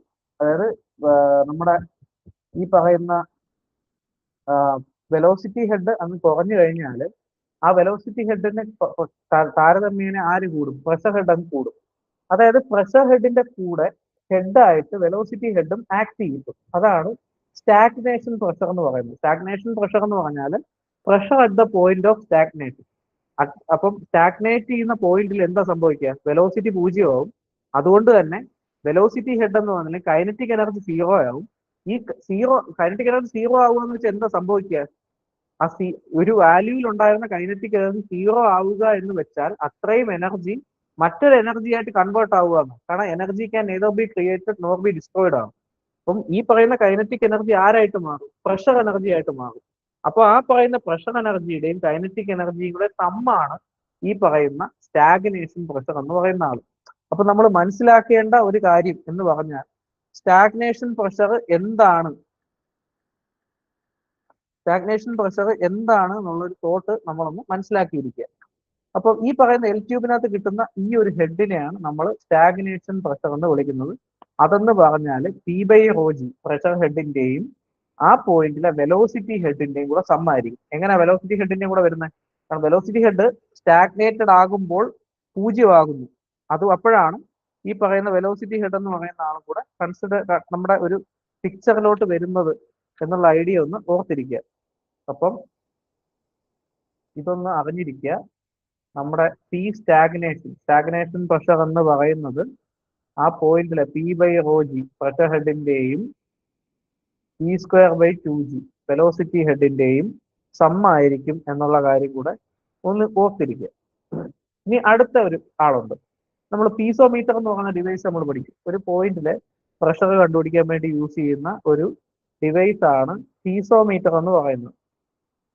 പീസോമീറ്ററിൽ മെഷർ ചെയ്യുന്ന പീസോമെട്രിക് ഹെഡ് എന്ന് പറയുന്നത് സ്റ്റാറ്റിക് പ്രഷറിന്റെയും ഹൈഡ്രോസ്റ്റാറ്റിക് പ്രഷറിന്റെയും കൂടെ സമ്മായിരിക്കും. നമുക്കത് അതായത് പീസോമീറ്ററിന്റെ ഹെഡ് എന്ന് പറയുന്നത് പീസോമെട്രിക് ഹെഡ് എന്ന് പറയുന്നത് നമ്മുടെ ഒരു പോയിന്റിലെ പ്രഷർ ഹെഡിന്റെയും ഡേറ്റം ഹെഡിന്റെയും കൂടെ സമ്മായിരിക്കും. നമുക്കത് വരുന്ന സ്ലൈഡിൽ നോക്കാം. അപ്പൊ പിറ്ററ്റ് ട്യൂബിന്റെ പ്രിൻസിപ്പിൾ എന്താ? ഒരു ഫ്ലൂയിഡിനകത്ത് നമ്മൾ ബോഡി പ്ലേസ് ചെയ്ത് കഴിഞ്ഞാൽ ആ പോയിന്റ് ഓഫ് ഇമേഴ്ഷനിൽ വെലോസിറ്റി 0 ആവും. അതിനെ നമ്മൾ സ്റ്റാഗ്നേഷൻ പോയിന്റ് എന്ന് വിളിക്കും. ആ സ്റ്റാഗ്നേഷൻ പോയിന്റിലെ പ്രഷറിനെ സ്റ്റാഗ്നേഷൻ പ്രഷർ എന്ന് വിളിക്കും. പിറ്ററ്റ് ട്യൂബ് എന്ന് പറയുന്ന ആൾ ഡയറക്ട്ലി മെഷർ ചെയ്യുന്ന സ്റ്റാഗ്നേഷൻ പ്രഷറിനെയാണ്. അപ്പൊ സ്റ്റാഗ്നേഷൻ പ്രഷർ എന്ന് പറയുന്നത് എന്താണ്? ഈ സ്റ്റാഗ്നേറ്റഡ് ആകുന്ന പോയിന്റിൽ വെലോസിറ്റി 0 ആകുമ്പോൾ ഓൾറെഡി ഉണ്ടായിരുന്ന കൈനറ്റിക് എനർജി 0 ആയിട്ട് മാറുകയും അതായത് ആ കൈനറ്റിക് എനർജി പ്രഷർ എനർജി ആയിട്ട് കൺവേർട്ടഡ് ആവുകയും ചെയ്യും. അങ്ങനെ വരുന്ന നമ്മുടെ നോർമൽ പ്രഷർ എനർജിയുടെ കൂടെ കൺവേർട്ടഡ് ആയി കിട്ടുന്ന ഈ പ്രഷർ എനർജി കൂടെ സം ചെയ്യുമ്പോഴാണ് നമുക്കൊരു പോയിന്റ് സ്റ്റാഗ്നേഷൻ പ്രഷർ ഹെഡ് കിട്ടുന്നത്. അപ്പോൾ സ്റ്റാഗ്നേഷൻ പ്രഷർ ഹെഡ് എന്ന് പറയുന്നത് പ്രഷർ ഹെഡിന്റെയും ആ പോയിന്റിലെ കൺവേർട്ടഡ് കൈനറ്റിക് എനർജി ഹെഡിന്റെയും കൂടെ സമ്മായിരിക്കും. ഇനി ഈ ഒരു ഫിഗറിൽ നിന്ന് നിങ്ങൾക്ക് ആ ഒരു കറക്റ്റ് ഐഡിയ കിട്ടും. നമുക്ക് ഇപ്പം ഞാൻ നേരത്തെ 2 കാര്യങ്ങളാണ് പറഞ്ഞത്. ഒന്നെന്ന് പറഞ്ഞു കഴിഞ്ഞാൽ സ്റ്റാഗ്നേഷൻ പ്രഷർ എന്ന് പറഞ്ഞാൽ P/ρg പ്ലസ് P²/2g ആണ്. ഇതാണ് സ്റ്റാഗ്നേഷൻ പ്രഷർ എന്ന് പറയുന്നത്. ഇനി പീസോമീറ്റർ വരുന്ന ഹെഡ് എന്ന് പറയുന്നത് സ്റ്റാറ്റിക് പ്രഷർ ആണ്. അതായത് ഒരു ഡേറ്റം ഹെഡ് ഇപ്പൊ ഈ കേസിൽ ഡേറ്റം ഹെഡ് കൺസിഡർ ചെയ്യുന്നില്ല, അത് സ്ട്രെയിറ്റ് ആണ്, ലെവലാണ്. അപ്പോൾ ഒരു സ്റ്റാറ്റിക് പ്രഷർ കിട്ടും. അപ്പം ഈ പറയുന്ന സ്റ്റാഗ്നേഷൻ പ്രഷറിൽ നിന്നും പീസോമെട്രിക് ഹെഡ് കുറയ്ക്കുമ്പോഴാണ് നമുക്ക് ആരെ കിട്ടുന്നത്? നമുക്ക് വെലോസിറ്റി ഹെഡ് എന്ന് പറയുന്ന ആളെ V²/2g എന്ന് പറയുന്ന വെലോസിറ്റി ഹെഡിനെ കിട്ടുന്നത് എന്നുള്ള കാര്യം ഒന്ന് ഓർത്തിരിക്കുക. അതായത് നമ്മുടെ ഈ ഫിഗറിൽ കാണുന്ന ഈ ഇത്രയും ഹെഡ് എന്ന് പറയുന്നത് എന്താണ്? അതെന്ന് പറഞ്ഞാൽ സ്റ്റാഗ്നേഷൻ പ്രഷറാണ്. അതേസമയം ഇതെന്ന് വെച്ചാൽ സ്റ്റാറ്റിക് പ്രഷറാണ്. ഇവരുടെ രണ്ടുപേരുടെയും കൂടെ ഡിഫറൻസ് ആണ് നമുക്ക് എന്തായിട്ട് കിട്ടുന്നത്? വെലോസിറ്റി ഡൈനാമിക് പ്രഷർ ഹെഡ് ആയിട്ട് കിട്ടുന്നത് എന്നുള്ള കാര്യം കൂടെ ഒന്ന് മനസ്സിലാക്കി വെച്ചേക്കുക. ഇതാണ് ഐഡിയ. ബെർണോളിസ് ഇക്വേഷന്റെ ആപ്ലിക്കേഷൻ കാര്യങ്ങൾ കാണിക്കുന്നുണ്ട്. ഈ ഫിഗറിനകത്ത് എനിക്ക് കറക്റ്റ് കാണാം.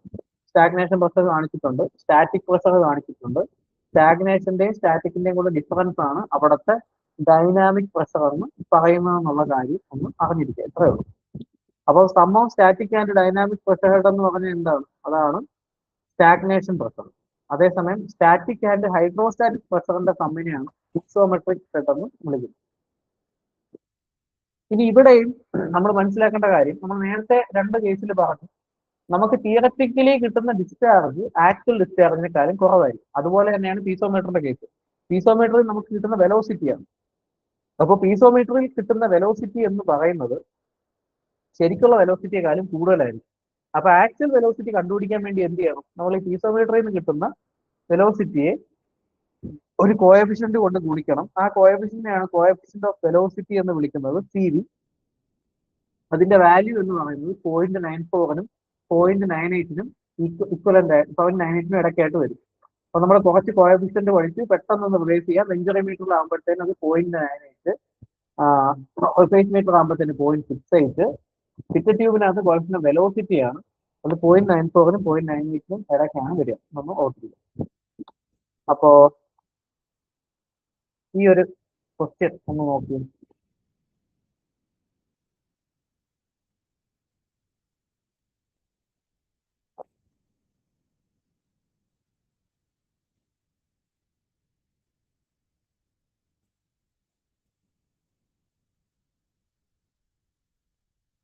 ഈ ക്വസ്റ്റ്യൻ ഒന്ന് ആൻസർ ചെയ്യാൻ പറ്റുമെന്ന് നോക്കി.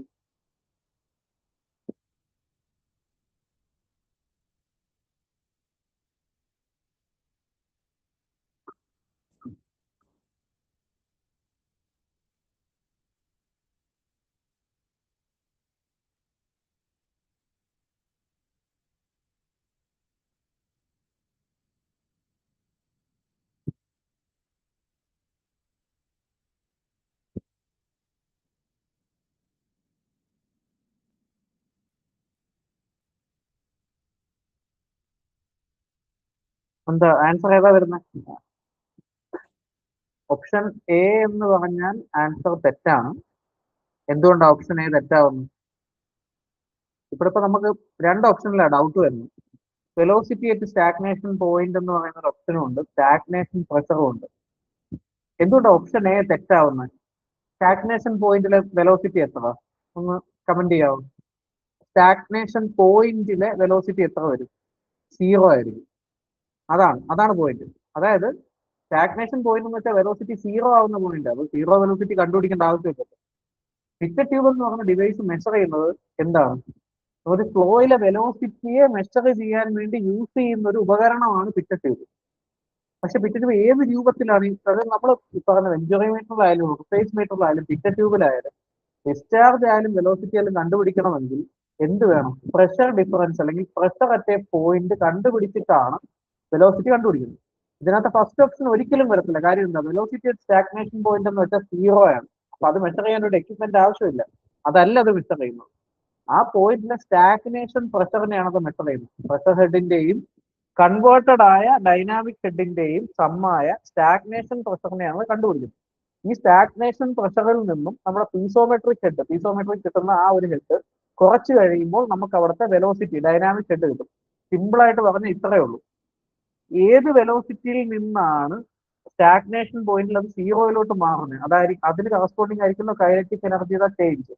ആ ലോസ് ഇൻ കൈനറ്റിക് എനർജി കണ്ടുപിടിച്ചതിന് ശേഷം അതിനെ വെലോസിറ്റി ആയിട്ട് കൺവേർട്ട് ചെയ്യുകയാണ് പിറ്റ് ട്യൂബ് ചെയ്യുന്നത്. അപ്പൊ സിമ്പിൾ ആയിട്ട് പറഞ്ഞാൽ പിറ്റ് ട്യൂബ് എന്ന് പറഞ്ഞാൽ സ്റ്റാഗ്നേഷൻ പ്രഷർ കണ്ടുപിടിച്ച് അതിൽ നിന്നും വെലോസിറ്റിയാണ് കണ്ടുപിടിക്കുന്നത്. അല്ലാതെ സ്റ്റാഗ്നേഷൻ പോയിന്റിലെ വെലോസിറ്റി അത് 0 അത് കണ്ടുപിടിക്കുന്നതല്ല പിറ്റ് ട്യൂബിന്റെ ജോലി. അതൊന്ന് മനസ്സിലാക്കുക.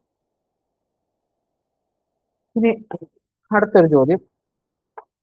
പിന്നെ pitot static tube with a coefficient of 0.98 is used to measure the velocity of water in a pipe. Stagnation pressure തന്നിട്ടുണ്ട്, സ്റ്റാറ്റിക് പ്രഷർ തന്നിട്ടുണ്ട്. അങ്ങനെയാണെങ്കിൽ വെലോസിറ്റി ഓഫ് ഫ്ലോ എത്രയാണെന്നാണ് ചോദ്യം. ഒന്ന് കണ്ടുപിടിക്കാൻ നോക്കാം.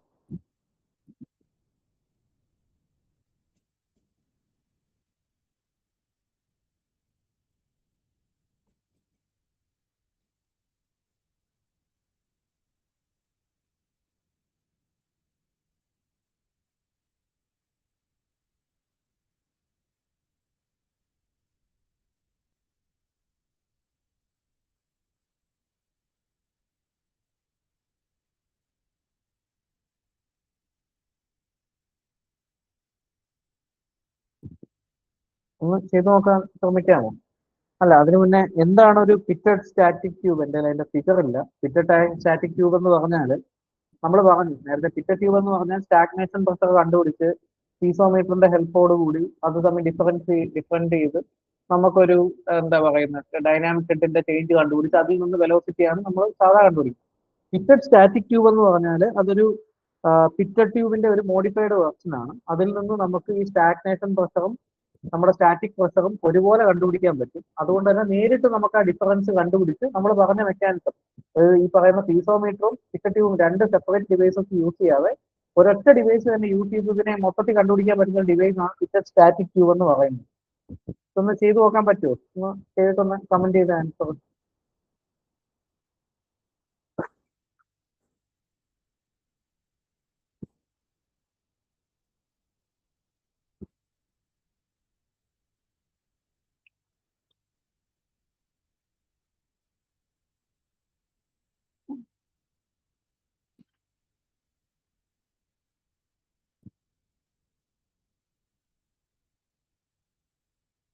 ഞാൻ പറ്റുന്നുണ്ടോ?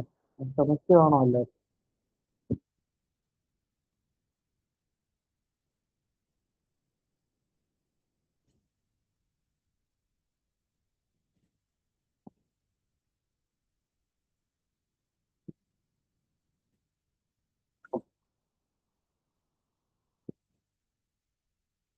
ബാക്കിയുള്ളവരുടെ ആൻസർ എന്ന് പറഞ്ഞു.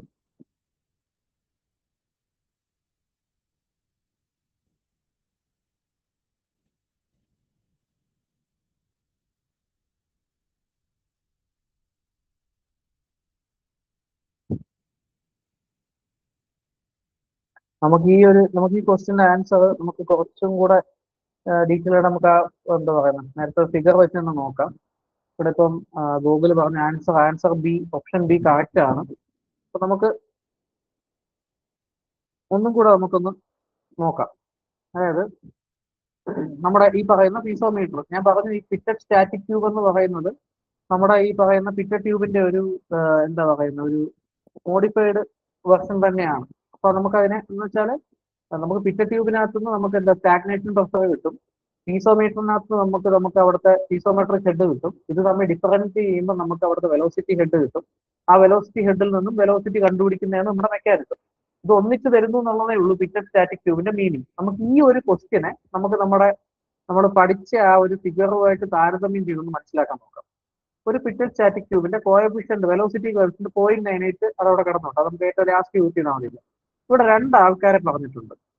സ്റ്റാഗ്നേഷൻ പ്രഷർ 3 മീറ്റർ എന്നും സ്റ്റാറ്റിക് പ്രഷർ 0.5 മീറ്റർ എന്നും. എന്താണ് ഇത് പറഞ്ഞിരിക്കുന്നത്?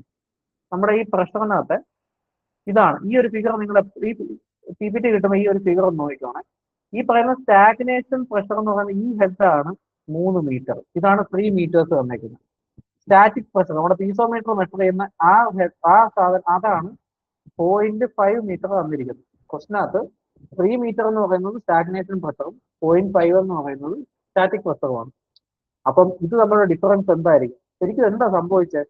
നമ്മുടെ പിറ്റഡ് ട്യൂബ് ഇറക്കി വെച്ചപ്പം ആ പോയിന്റിൽ ഈ വെലോസിറ്റി കയറി 0 ആയി. വെലോസിറ്റി കയറി 0 ആവുക എന്ന് വെച്ച് കഴിഞ്ഞാൽ ഒരു വാല്യൂ ഉണ്ടായിരുന്ന കൈനറ്റിക് എനർജി 0 മാറി. ആ കറസ്പോണ്ടിങ് ചേഞ്ച് എന്തോ പറ്റി? പ്രഷർ എനർജിയിൽ കൂടി. കാരണം ബെർണോളിസ് പ്രിൻസിപ്പിൾ വെച്ച് ടോട്ടൽ എനർജി കോൺസ്റ്റന്റ് ആവണമല്ലോ. അപ്പം 0.5 എന്ന് പറയുന്ന സ്റ്റാറ്റിക് പ്രഷർ സ്റ്റാഗ്നേഷൻ പ്രഷർ ആയപ്പോൾ 3 മീറ്റർ ആയിട്ട് മാറും.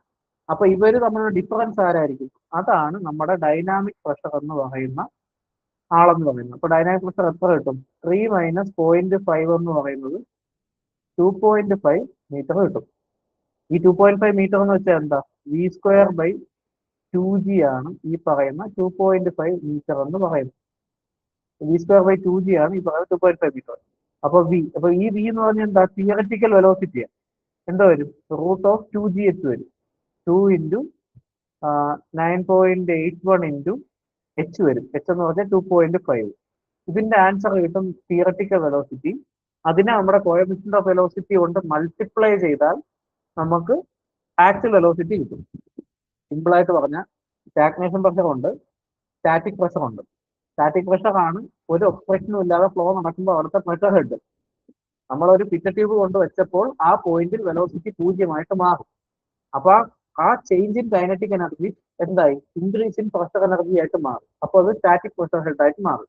ഇവിടുത്തെ സ്റ്റാറ്റിക് മെത്തേഡ് 3 മീറ്ററും സ്റ്റാഗ്നേഷൻ പ്രഷർ 3 മീറ്ററും സ്റ്റാറ്റിക് പ്രഷർ 2.5 മീറ്ററുമാണ്. അതായത് 2.5 മീറ്ററിന്റെ ഇൻക്രിമെന്റ് ആണ് ഉണ്ടായത്. അതെന്തായിരിക്കും ഉണ്ടായത്? ഡൈനാമിക് പ്രഷർ, അതായത് കൈനറ്റിക് എനർജി കുറഞ്ഞത് പ്രഷർ എനർജിയിൽ കൂടിയതാണ്. അപ്പൊ ചേഞ്ച് ഇൻ കൈനറ്റിക് എനർജിയാണ് 2.5 മീറ്റർ. അപ്പൊ കൈനറ്റിക് എനർജി ഹെഡ് എന്ന് പറയുന്നത് v²/2g ആണ് 2.5. അതിൽ നിന്ന് നമുക്ക് തിയററ്റിക്കൽ വെലോസിറ്റി √2gh കിട്ടും. ഇതിനെ CV കൊണ്ട് മൾട്ടിപ്ലൈ ചെയ്യുമ്പോൾ നമുക്ക് ആക്ച്വൽ വെലോസിറ്റി കിട്ടും. ഇനി ഈ ഒരു മൾട്ടിപ്ലിക്കേഷൻ നമുക്ക് എങ്ങനെ പെട്ടെന്ന് ചെയ്യാൻ പറ്റുക? 2 × 9.81 × 2.5. 9.81 10 തന്നെ അസ്യൂം ചെയ്തു. അപ്പം 10 × 2.5 ചെയ്ത് കഴിഞ്ഞ് 25 കിട്ടും. 25 × 2 √50 എന്ന് വരും ഏകദേശം. √50 9.81 ആണ് എടുക്കുന്നതെങ്കിൽ ഇച്ചിരി താഴെ വരും. നമുക്ക് √50 പെട്ടെന്ന് എടുക്കണമെന്നുണ്ടെങ്കിൽ 49ന്റെ റൂട്ട് എന്ന് വെച്ചാൽ 7 ആണ്. 7 ആണ് 49ന്റെ റൂട്ട്. നമ്മൾ 7 ആയിട്ടാണ് ആൻസർ അസ്യൂം ചെയ്തു. നമ്മുടെ കോഎഫിഷ്യന്റ് എന്ന് പറയുന്നത് 0.98 ആണ്. അപ്പൊ 7 × 0.98 എന്ന് പറഞ്ഞാൽ 7നെക്കാളും തൊട്ട് കുറഞ്ഞൊരു വാല്യൂ കിട്ടും. അതാണ് 6.8. സിമ്പിളായിട്ട് പറഞ്ഞാൽ നമ്മുടെ v²/2g എന്ന് പറയുന്നത് എന്ത് വരും? സ്റ്റാഗ്നേഷൻ പ്രഷറായ 3 - 0.5 ആയിരിക്കും. ഇതെന്ന് പറഞ്ഞാൽ 2.5 മീറ്റർ കിട്ടും. ഇതിൽ നിന്ന് v തിയററ്റിക്കൽ എന്ന് പറഞ്ഞാൽ 2 × g × 2.5. ഇവിടെ g യെ 10 ആയിട്ട് എടുത്തു. 10 × 2.5 25. 25 × 2 50 വരും. √50 എന്ന് പറഞ്ഞാൽ ഏകദേശം അപ്രോക്സിമേറ്റ്ലി 7 മീറ്റർ/സെക്കൻഡ് എന്ന് കിട്ടും. ഇനി നമുക്ക് എന്ത് വേണ്ടുന്നത്? ആക്ച്വൽ വെലോസിറ്റിയാണ്. v ആക്ച്വൽ എന്ന് പറഞ്ഞാൽ coefficient of velocity × v theoretical. അപ്പൊ എത്ര വരും? 0.98 × 7. ഇതെന്ന് പറഞ്ഞാൽ 7നെക്കാളും തൊട്ട് താഴെ ഏകദേശം 6.8 മീറ്റർ/സെക്കൻഡ് വരും. ഇതാണ് ആൻസർ. ക്ലിയർ ആണല്ലോ? അപ്പം ഞാൻ ആ സിംപ്ലിഫിക്കേഷൻ പറഞ്ഞത് എന്റെ മനസ്സിൽ തോന്നിയ സിംപ്ലിഫിക്കേഷൻ ആണ്. നിങ്ങൾക്ക് നിങ്ങളുടേതായിട്ടുള്ള രീതിയിൽ സിംപ്ലിഫൈ ചെയ്യാവുന്നതാണ്. അപ്പൊ ആ ഒരു ഐഡിയ ഒന്ന് മനസ്സിൽ വെച്ചേക്കുക. ഇനി അടുത്ത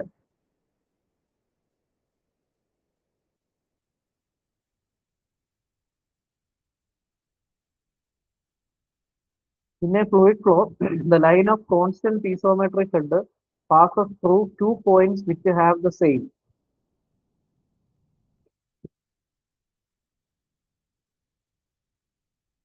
അതായത് കോൺസ്റ്റന്റ് പീസോമെട്രിക് ഹെഡിനെ കണക്ട് ചെയ്യുന്ന ലൈൻ 2 പോയിന്റ്സിലൂടെ പാസ് ചെയ്യുമ്പോൾ അതിന് സെയിം ആയിട്ട് ഏത് പാരാമീറ്റർ വേണം എന്നാണ് ചോദ്യം. ക്വസ്റ്റൻ ഒന്ന് വായിച്ചിട്ട് മനസ്സിലാവുന്നുണ്ടോ എന്ന് നോക്കൂ. നമ്മൾ എന്നിട്ട് എക്സ്പ്ലെയിൻ ചെയ്യും.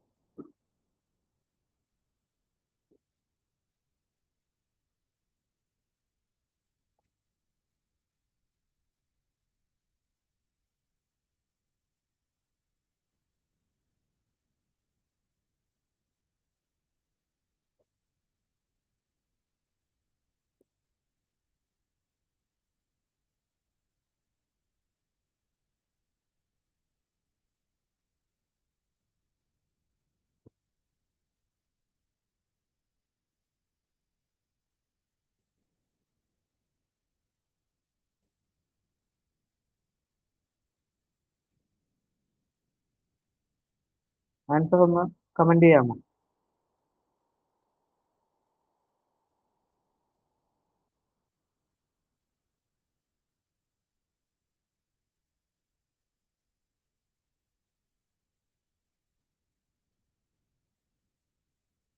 നമുക്ക് ബെർണോളിസ് പ്രിൻസിപ്പിൾ ഒന്ന് ജസ്റ്റ് ഒന്ന് നോക്കാം.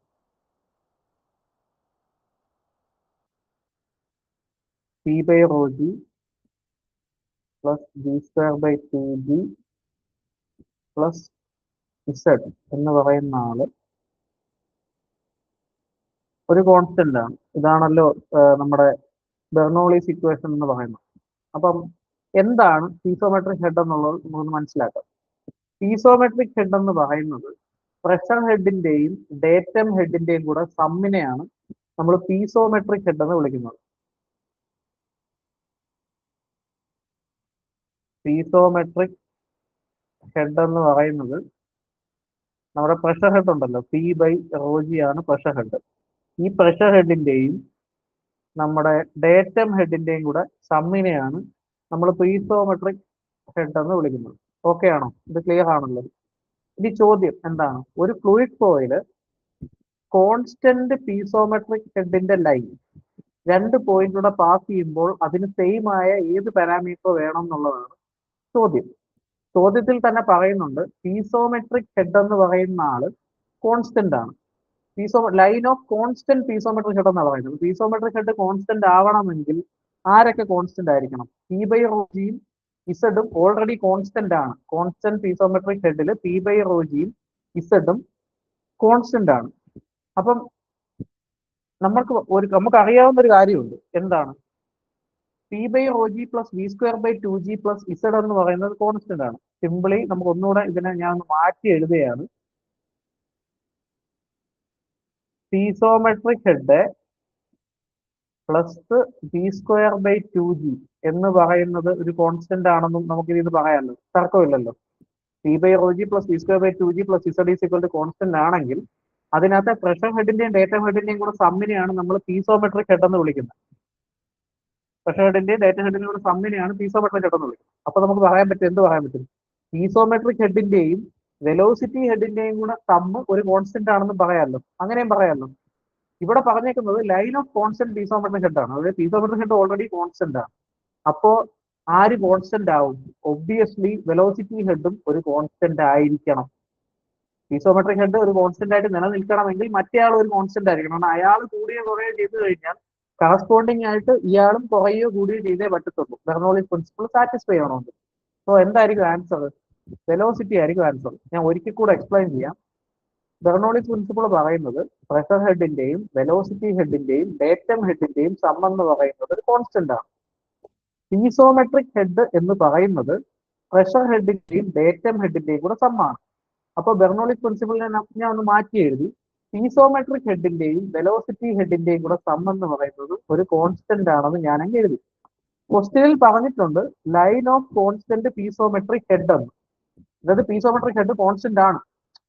സോ കോൺസ്റ്റന്റ് ഒരു പീസോമെട്രിക് ഹെഡ് കോൺസ്റ്റന്റ് ആണെങ്കിൽ എന്തായിരിക്കും സംഭവം? അതിന്റെ കൂടെ സമ്മ് ചെയ്യുന്ന മറ്റേ ആൾ വെലോസിറ്റി ഹെഡ് എന്ന് പറയുന്നത് കോൺസ്റ്റന്റ് ആയിരിക്കണം. എന്തുകൊണ്ടാണ്?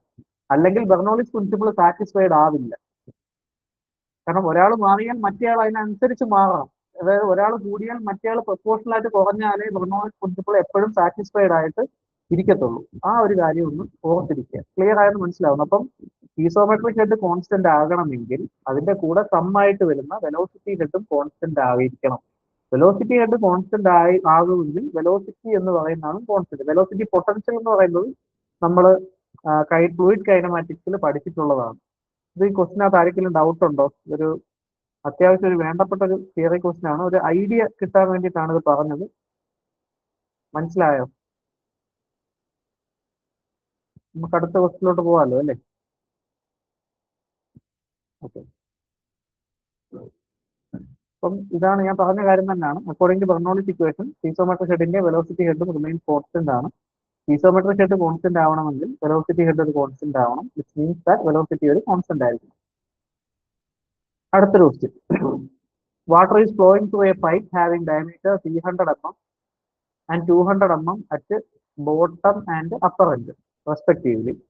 Calculate the pressure energy per unit weight of water at the upper end if the pressure at the upper end is 25 Newton per centimeter square. Consider the acceleration due to gravity 10 meter per second square. ഈ question ഒന്ന് ചെയ്യാൻ പറ്റുമോ ഒന്ന് try ചെയ്ത് നോക്കി.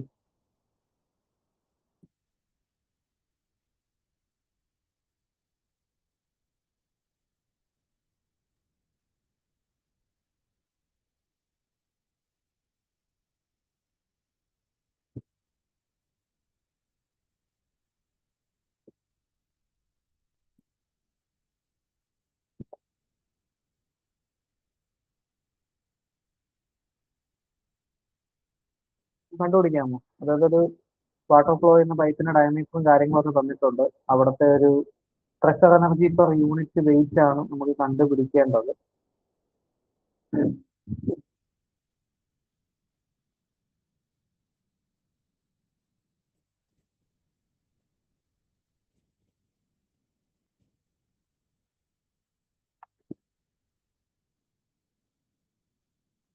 Answer പറയാമോ?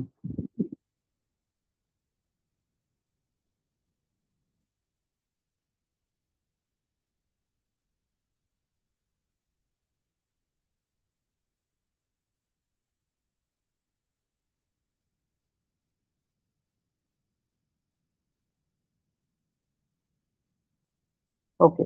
നമുക്കിപ്പം ഒരു ഒരു ഒരു ക്വസ്റ്റ്യൻ നോക്കിക്കഴിഞ്ഞാൽ ആദ്യമേ നമ്മൾ നോക്കേണ്ട കാര്യം അതിനകത്ത് എന്താണ് ചോദിച്ചിരിക്കുന്നത് എന്നുള്ളത്. ക്വസ്റ്റിനകത്ത് പല പല കാര്യങ്ങൾ ഡേറ്റ തന്നേക്കും. നമുക്ക് വേണ്ടതും വേണ്ടാത്തതുമായ പല ഡേറ്റയും തന്നേക്കും. അതിൽ നിന്നും വേണ്ടുന്ന ഡേറ്റ ഐഡന്റിഫൈ ചെയ്ത് എടുക്കുക എന്നുള്ളതാണ് ഇതിനകത്തെ വിഷയം. നമുക്കിവിടെ വേണ്ടുന്നതെന്ന് വെച്ച് കഴിഞ്ഞാൽ pressure energy per unit weight ആണ്. ഓൾറെഡി നമ്മൾ പറഞ്ഞായിരുന്നു ബെർണോളിസ് ഇക്വേഷനകത്ത് പി ബൈ റോ ജി, ഇതാണ് നമ്മുടെ എന്താ പറയുന്നത്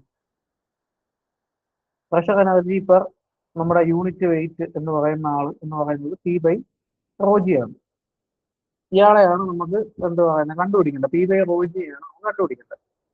നമുക്ക് അപ്പർ എൻഡിലെ എന്താ pressure energy at unit weight of water at upper end കണ്ടുപിടിക്കേണ്ടത്. അവിടുത്തെ തന്നെ ഇന്റൻസിറ്റി ഓഫ് പ്രഷർ തന്നിട്ടുണ്ട്. എത്ര? 25 യൂണിറ്റ് ശ്രദ്ധിച്ചോണം, ന്യൂട്ടൺ പെർ സെന്റിമീറ്റർ സ്ക്വയർ ആണ്. നമുക്കതിനെ സ്റ്റാൻഡേർഡ് യൂണിറ്റിലോട്ട് മാറ്റണം. ന്യൂട്ടൺ പെർ സെന്റിമീറ്റർ സ്ക്വയറിനെ സ്റ്റാൻഡേർഡ് യൂണിറ്റിലോട്ട് മാറ്റണമെങ്കിൽ, അതായത് ന്യൂട്ടൺ പെർ മീറ്റർ സ്ക്വയറിലോട്ട് മാറ്റണമെങ്കിൽ എത്ര വരും? Into 25 into 10⁴ newton per metre square വരും. 25 into 10⁴ newton per metre square ആണ് ഇവിടുത്തെ പ്രഷർ എന്ന് പറയുന്നത്. ഈ പറയുന്ന 25 ന്യൂട്ടൺ പെർ സെന്റിമീറ്റർ സ്ക്വയറിനെ കൺവേർട്ട് ചെയ്യുമ്പോൾ 25 into 10⁴ newton per metre square വരും. അപ്പം 25 ഇൻറ്റു 10⁴ വരും, ഡിവൈഡഡ് ബൈ റോ. വാട്ടറിന്റെ ഡെൻസിറ്റി എത്ര? 1000. ഇവിടെ already acceleration due to gravity 10 എന്ന് പറഞ്ഞ് തന്നിട്ടുണ്ട്. കട്ട് ചെയ്ത് കളയുമ്പോൾ എത്ര വരും? 25 വരും ആൻസർ. ഇത് ഒറ്റയടിക്ക് തന്നെ നമുക്ക് മനസ്സിലാക്കാൻ പറ്റും. എങ്ങനെയാ? ഈ അടിയിൽ കിടക്കുന്ന റോ എന്ന് വെച്ചാൽ 1000 ആണ്, ജി എന്ന് വെച്ചാൽ 10 ആണ്. അപ്പം 1 എന്ന് പറയുന്ന ഒരു റേഞ്ച് 1 ഇൻ 10,000 എന്ന് പറയുന്ന ഒരു വാല്യൂ ആയിരിക്കും വരുന്നത്. അപ്പം 25 ഇൻറ്റു 10⁴ ഡിവൈഡ് ബൈ 10,000 ഓബിയസ്ലി ന്യൂമറേറ്ററിലുള്ള വാല്യൂവിന് കറസ്പോണ്ടിങ് ആയിട്ടുള്ള ഒരു ഓപ്ഷൻ ആയിരിക്കും വരിക. ഇവിടുത്തെ പ്രഷർ 25 എന്ന് വന്നിട്ടുണ്ട്. അപ്പൊ 25 ആണ്, 25 മീറ്റർ ആണ് ആൻസർ. ഡൗട്ട് ഉണ്ടോ? ഈ ക്വസ്റ്റ്യന്റെ റെലവൻസ് എന്തോന്ന് വെച്ച് കഴിഞ്ഞാൽ, ഈ ക്വസ്റ്റിനകത്ത് വെറുതെ ഒരു ഡയമീറ്ററും കാര്യങ്ങളൊക്കെ വെറുതെ വന്നിട്ടുണ്ട്. നമ്മളെ ശ്രദ്ധ തിരിക്കാൻ വേണ്ടിയിട്ടാണ് ഈ പറഞ്ഞ ഡയമീറ്ററും ഒക്കെ തന്നിരിക്കുന്നത്. അപ്പൊ നമുക്ക് അതിന്റെ ആവശ്യകത ഇല്ല ഇവിടെ. ഇവിടെ നമുക്ക് ആ പറയുന്ന അവിടുത്തെ ആ ഹെഡ് മാത്രം കണ്ടുപിടിച്ചാൽ മതി. അപ്പൊ എന്ത് ചെയ്യണം? ആ കറസ്പോണ്ടിങ് ആയിട്ടുള്ള പ്രഷറിനെ നമുക്ക് റോ ജി, അതായത് അതിന്റെ unit weight density into acceleration due to ഗ്രാവിറ്റിയോട് ഡിവൈഡ് ചെയ്യുമ്പോഴത്തേന് നമുക്ക് എത്ര കിട്ടും? 25 മീറ്റർ കിട്ടും. ക്ലിയർ ആയോ എല്ലാവർക്കും? ക്ലിയർ ആയെന്നാണ് എൻ്റെ ഒരു വിശ്വാസം. അപ്പൊ നമുക്ക് തൊട്ടടുത്ത അടുത്തൊരു ക്വസ്റ്റിനോട്ട് പോകാം.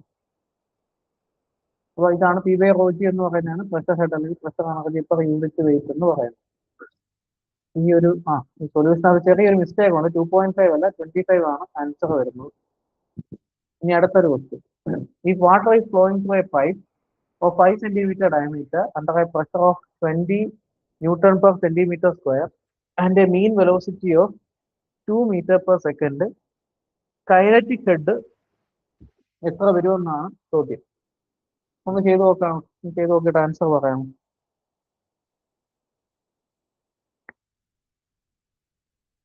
ഒരു 5 സെന്റിമീറ്റർ ഡയമീറ്റർ ഉള്ള പൈപ്പിലൂടെ 20 ന്യൂട്ടൺ പെർ സെന്റിമീറ്റർ സ്ക്വയർ പ്രഷറിൽ ഒരു 2 മീറ്റർ പെർ സെക്കൻഡ് എന്ന് പറയുന്ന മീൻ വെലോസിറ്റിയിൽ ഫ്ലോ നടക്കുകയാണ്. അങ്ങനെയാണെങ്കിൽ അവിടുത്തെ എന്താ കൈനറ്റിക് ഹെഡ് എത്രയാണെന്ന് നോക്കിയാൽ ഒന്ന് പെട്ടെന്ന് ആൻസർ പറഞ്ഞു ചെയ്യാൻ പറ്റുമോ നോക്കി, എന്നിട്ട് നമുക്ക് എക്സ്പ്ലെയിൻ ചെയ്യാം.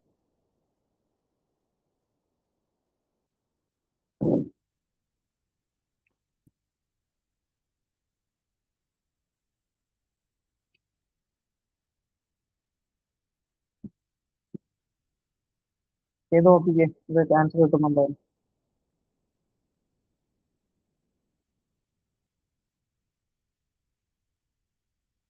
ഏതു പറഞ്ഞ ആൻസർ കറക്റ്റ് ആണ്.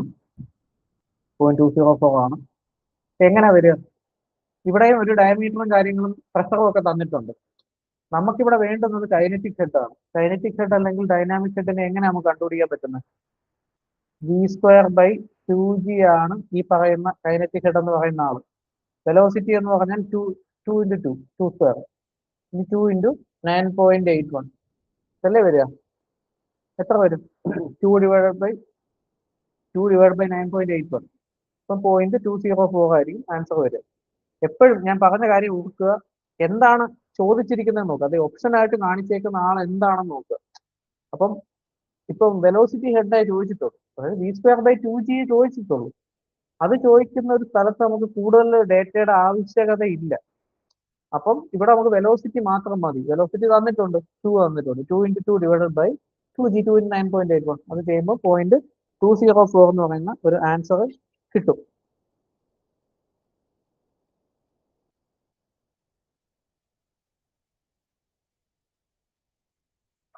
എന്ത് ക്ലിയർ ആണോ?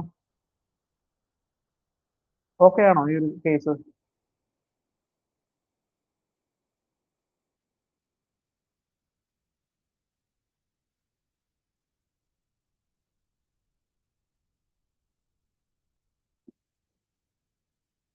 ഓക്കെ, നമുക്കിനി അടുത്തൊരു ടോപ്പിക്കിലോട്ട് പോകാം. 3.204 ആണ് ഇതിന്റെ ആൻസർ എന്ന് പറയുന്നത്.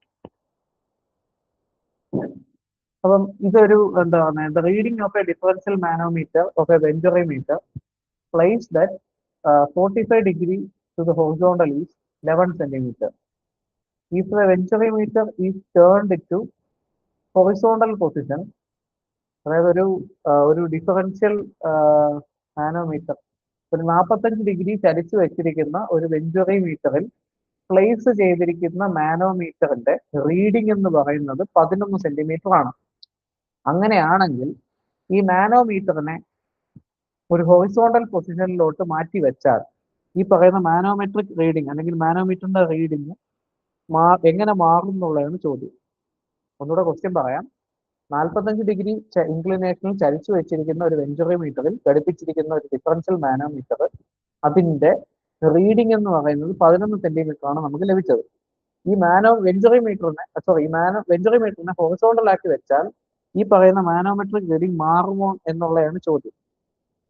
അപ്പൊ ഒന്ന് നോക്കിക്കേ, എന്നിട്ട് ആൻസർ പറയാൻ പറ്റുമോ എന്ന് ശ്രമിച്ചു.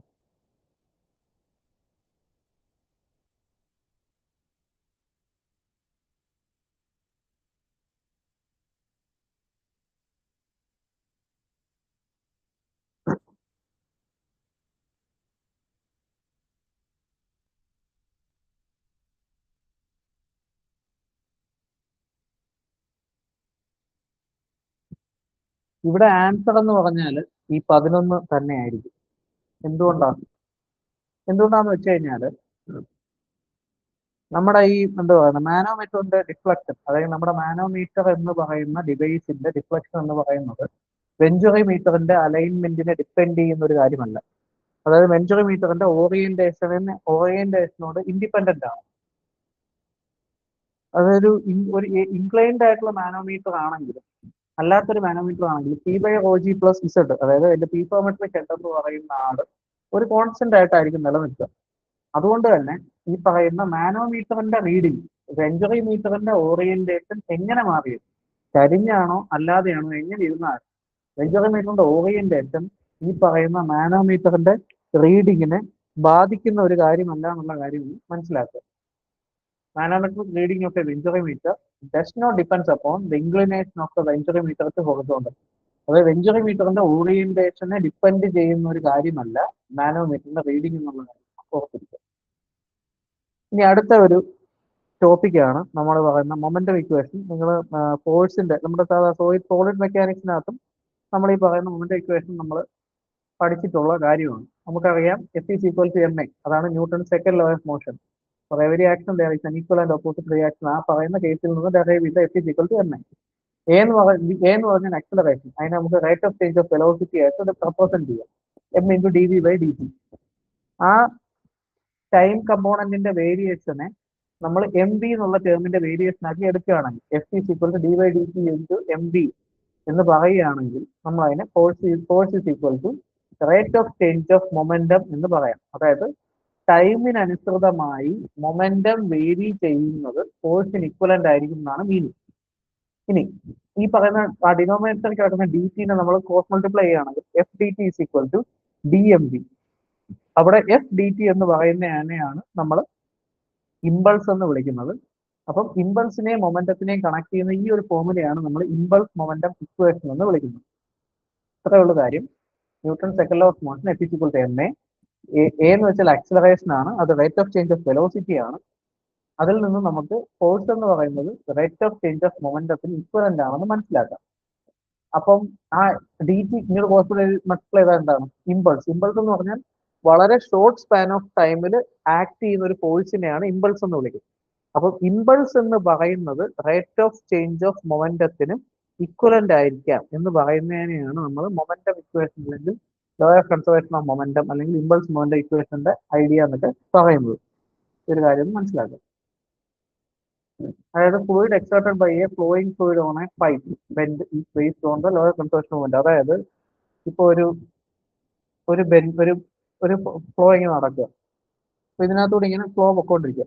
അപ്പൊ ഈ ഒരു ബെൻഡിലൊക്കെ ഉണ്ടാകുന്ന ആ ഒരു മോഷനെ നമ്മൾ ഗവേൺ ചെയ്യുന്നത് ഈ law of conservation of momentum ഉപയോഗിച്ചാണെന്നാണ് പറയുന്നത്.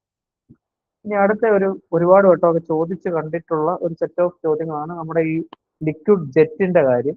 അപ്പം ലിക്വിഡ് ജെറ്റിന്റെ കേസിൽ അത് അച്ചീവ് ചെയ്യുന്ന maximum height attained by a free jet എന്ന് പറയുന്നത്, അതായത് ഒരു തീറ്റ എന്ന് പറയുന്ന ഇൻക്ലിനേഷനിൽ ഒരു നോസിൽ ഒരു വെലോസിറ്റി പാസ് ചെയ്യുകയാണെങ്കിൽ യു എന്ന് പറയുന്നതാണ് അതിന്റെ ഇനിഷ്യൽ വെലോസിറ്റി, വി എന്ന് പറയുന്ന ഒരു ഫൈനൽ വെലോസിറ്റിയാണ്, തീറ്റ എന്ന് പറയുന്നതാണ് അതിന്റെ ആംഗിൾ ഓഫ് ഇൻക്ലിനേഷൻ എങ്കിൽ നമ്മുടെ എച്ച്, അതായത് ആ ഒരു ജെറ്റ് അച്ചീവ് ചെയ്യാൻ പറ്റുന്ന മാക്സിമം ഹൈറ്റ് എന്ന് പറയുന്നത് U square sine square theta by 2g ആണ്. യു എന്ന് വെച്ചാൽ ഇനിഷ്യൽ വെലോസിറ്റി, തീറ്റ എന്ന് പറഞ്ഞാൽ ആംഗിൾ ഓഫ് ഇൻക്ലിനേഷൻ, ജി എന്ന് വെച്ചാൽ acceleration due to gravity. Time of flight എന്ന് പറഞ്ഞാൽ 2u sine theta by G, അതാണ് ടൈം ഓഫ് ഫ്ലൈറ്റ്. ഇനി ഈ ഹയസ്റ്റ് പോയിന്റിൽ എത്താൻ എടുക്കുന്ന സമയം എന്ന് പറയുന്നത് U sine theta by G ആണ്, U sine theta by G. Horizontal range എന്ന് പറയുന്നത് U square sine 2 theta by G, ഇതാണ് കാര്യം. ഇനി ഇതിൽ നിന്ന് നമ്മൾ മനസ്സിലാക്കേണ്ട ഒരു കാര്യം, ഈ വാട്ടറിന്റെ ജെറ്റ് മൂവ് ചെയ്യുന്ന ആ പാത്തിനെ നമ്മൾ ട്രജക്ടറി എന്നാണ് വിളിക്കുക. അതൊരു പാരബോളിക് പാത്ത് ആയിട്ടാണ് പോകുന്നത്. ഇവിടെ നമുക്ക് ട്രജക്ടറി എന്ന് വിളിക്കുക. നമുക്കിവിടെ ഒരു പാരബോളിക് പാത്ത് ആണ് അത് ചൂസ് ചെയ്യുന്നത്. ഇനി ഇവിടെ എന്തുകൊണ്ടാണ് ഇതിപ്പം നമ്മളിപ്പോ ഈ പഠിക്കുന്ന ചാപ്റ്റർ ഫ്ലൂയിഡ് ഡൈനാമിക്സ് ആണ്. അപ്പൊ നമുക്കൊരു ചോദ്യം വരാം, ഇവിടെ എങ്ങനെയാണ് ബെർണോളിസ് പ്രിൻസിപ്പിൾ അപ്ലൈ ചെയ്യുന്നത്, എങ്ങനെയാണ് ആപ്ലിക്കബിൾ ആവുന്നത്? നമ്മൾ മനസ്സിലാക്കേണ്ട കാര്യം, നമ്മളിപ്പോ ഒരു ഹോസിന്റെ എൻഡിൽ നമ്മളിങ്ങനെ ഒരു ട്രജക്ടറി ഒരു പാരബോളിക് പാത്തിൽ വെള്ളത്തിനെ എങ്ങനെ വിട്ടു. അപ്പൊ ഇത് water is in contact with atmosphere ആണ്. അതുകൊണ്ട് തന്നെ അവിടുത്തെ പ്രഷർ എന്ന് പറയുന്നത്, പ്രഷർ ത്രൂ ഔട്ട് എന്ന് പറയുന്നത് അറ്റ്മോസ്ഫിയർ, അവിടുത്തെ പ്രഷർ ഹെഡ് എന്ന് പറയുന്നത് ത്രൂ ഔട്ട് ഒരു 0 ആയിരിക്കും, കാരണം അറ്റ്മോസ്ഫിയറിന്റെ ഇമ്പാക്ട് കാരണം. പിന്നെ അവിടെ ഓരോ പോയിന്റിലും ഉള്ളത് ആരാണ്? വെലോസിറ്റി ഹെഡും ഉണ്ട്, നമ്മുടെ ഗ്രൗണ്ടിൽ നിന്നുള്ള ഉയരം കാരണം ഡേറ്റം ഹെഡും ഉണ്ട്. ഈ പാരബോളിക് ട്രജക്ടറിയിൽ ത്രൂ ഔട്ട് ഈ പറയുന്ന വെലോസിറ്റി ഹെഡിന്റെയും പ്രഷർ ഹെഡിന്റെയും സം എന്ന് പറയുന്നത് ഒരു കോൺസ്റ്റന്റ് ആയിരിക്കും. അതുകൊണ്ടാണ് ബെർണോളിസ് പ്രിൻസിപ്പിൾ ഇവിടെ ആപ്ലിക്കബിൾ ആവുന്നത്. സിമ്പിൾ ആയിട്ട് പറയാം, ഇത്ര മാത്രം കാര്യങ്ങൾ ഓർക്കുക. ഒരു ഫ്രീ ലിക്വിഡ് ജെറ്റിനകത്ത് അതിനൊരു ഇനീഷ്യൽ വെലോസിറ്റി യു ഉണ്ട്, അതിന്റെ ഒരു ആംഗിൾ ഓഫ് ഇൻക്ലിനേഷൻ തീറ്റ ഉണ്ടെങ്കിൽ അത് അച്ചീവ് ചെയ്യാൻ പോകുന്ന മാക്സിമം ഹൈറ്റ് എന്ന് പറയുന്നത്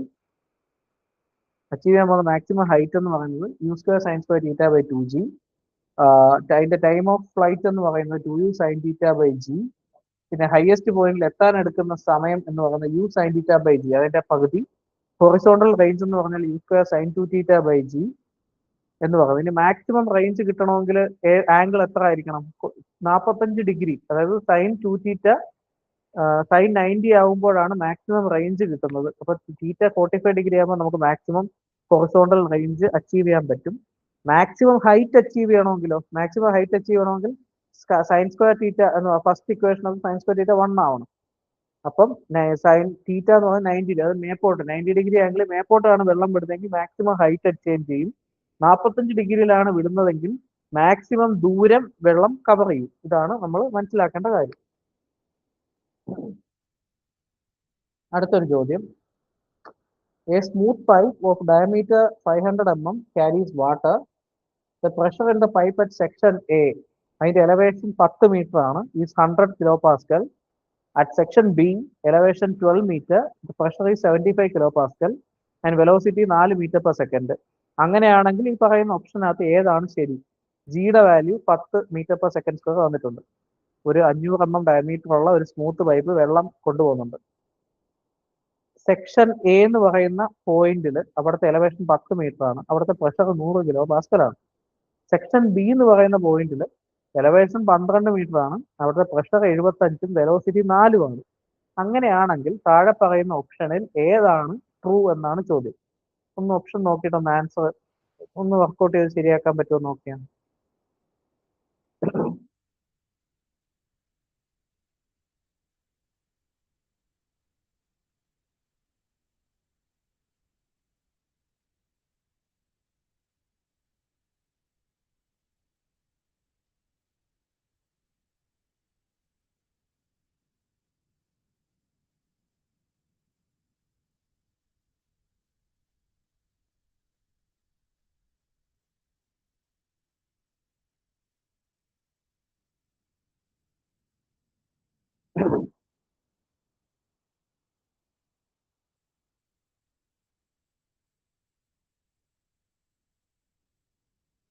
ആൻസർ പറയാമോ?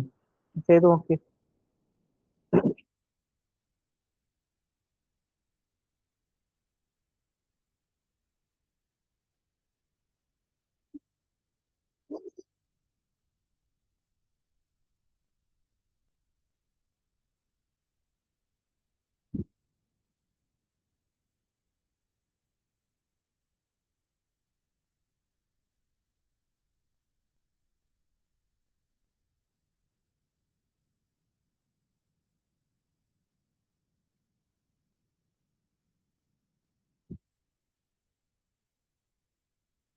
എങ്ങനെ നമുക്ക് ചെയ്യാൻ പറ്റുക? നമ്മൾ മനസ്സിലാക്കേണ്ട കാര്യം, ഹയർ എനർജിയിൽ നിന്നും ലോവർ എനർജിയിലോട്ടാണ് ഫ്ലോ നടക്കുക. ഇപ്പം എ ആണോ ബി ആണോ ഹയർ എനർജി പോയിന്റ് എന്നതിൽ അനുസരിച്ചിരിക്കും എവിടുന്ന് എങ്ങോട്ടാണ് ഫ്ലോ നടക്കുന്നത് എന്നുള്ളത്. അപ്പൊ ഈ പറയുന്ന രണ്ട് പോയിന്റിലെയും എനർജി, അതായത് ടോട്ടൽ എനർജി കണ്ടുപിടിക്കുക, P1/ρg plus V1/2/2g plus Z1 എന്ന് പറയുന്നത് ഈ രണ്ട് പോയിന്റിലെയും കണ്ടുപിടിക്കുക. എവിടെയാണോ ഹെഡ് കൂടുതൽ ആ പോയിന്റിൽ നിന്നും മറ്റേ പോയിന്റിലോട്ടായിരിക്കും ഫ്ലോ നടക്കുക. എന്നിട്ട് ആ രണ്ട് പോയിന്റുകളിലെ ആ പറയുന്ന പ്രഷർ ഹെഡിന്റെ ഡിഫറൻസ് ആയിരിക്കും എന്തെന്ന് പറയുന്നത്, ഹെഡ് ലോസ് എന്ന് പറയുന്നത്. അതായത് ഇപ്പം ഈ ഒരു കേസിൽ നമുക്ക് PA എന്ന് പറഞ്ഞാൽ എന്ത് വരും? അല്ലെ സോറി, PA അല്ല, നമുക്കിപ്പം എന്താ എ എന്ന് പറയുന്ന പോയിന്റില് അറ്റ് സെക്ഷൻ എ എന്ന് പറയുന്ന പോയിന്റില് PA/ρg plus PA² /2g plus ZA എന്ന് പറയുന്നത് ആണ് ആ ഒരു പോയിന്റിലെ ടോട്ടൽ എനർജി ഹെഡ് എന്ന് പറയുന്നത്. ഇവിടുത്തെ പ്രഷർ എന്ന് പറയുന്നത് 100 കിലോ പാസ്കൽ ആണ്. 1000 × 10. ഇവിടുത്തെ വെലോസിറ്റി എന്ന് പറഞ്ഞാൽ 4 ആണ്.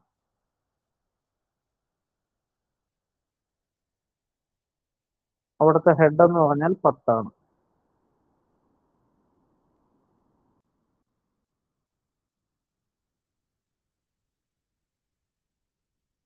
എത്ര വരും ഇത് ചെയ്യുമ്പോൾ? എത്ര വരും? പി എന്ന് പറയുന്ന എ എന്ന് പറയുന്ന പോയിന്റിലെ എത്ര വരും ഹെഡ് എന്ന് പറയുമ്പോഴത്തേന്?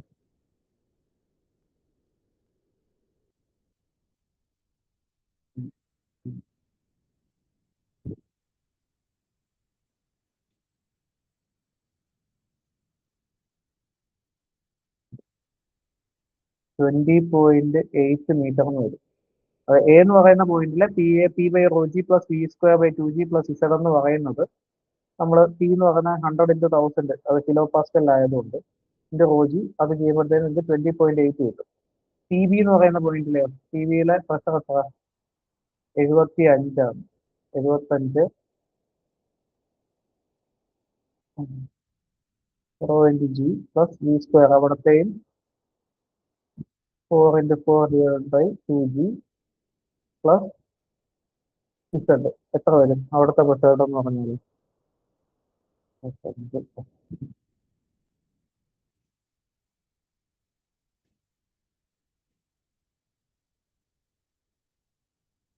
20.3 മീറ്റേഴ്സ് എന്ന് വരും.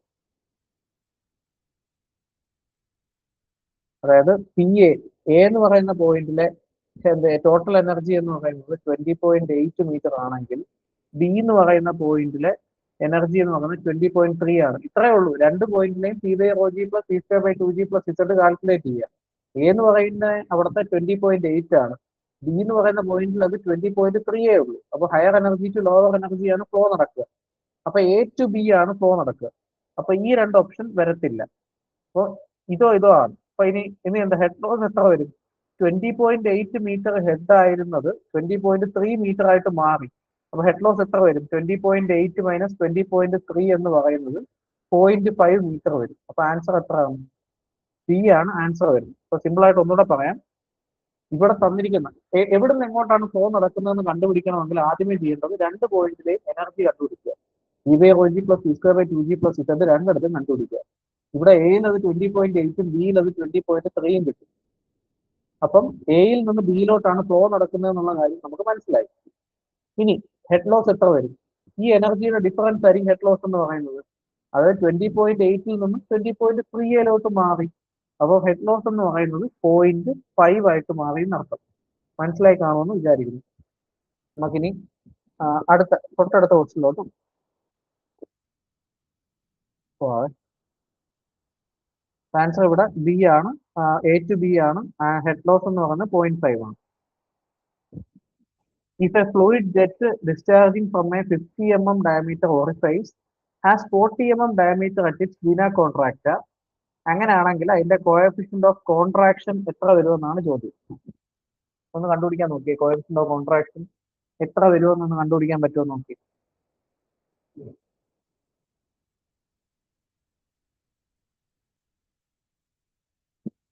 ഒന്ന് ട്രൈ ചെയ്ത് നോക്കിയിട്ട് ആൻസർ പറയാൻ പറ്റുമോ നോക്കി.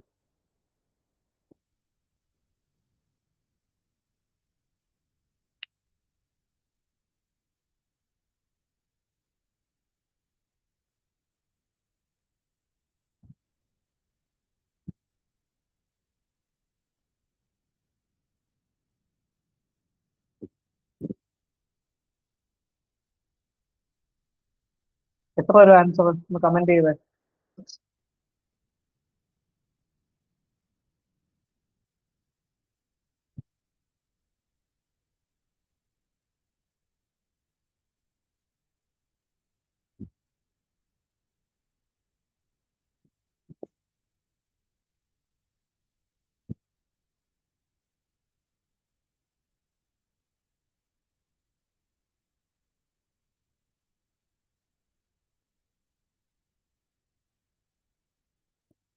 ഓക്കെ, ഗൂഗിൾ പറഞ്ഞ ആൻസർ കറക്റ്റ് ആണ്.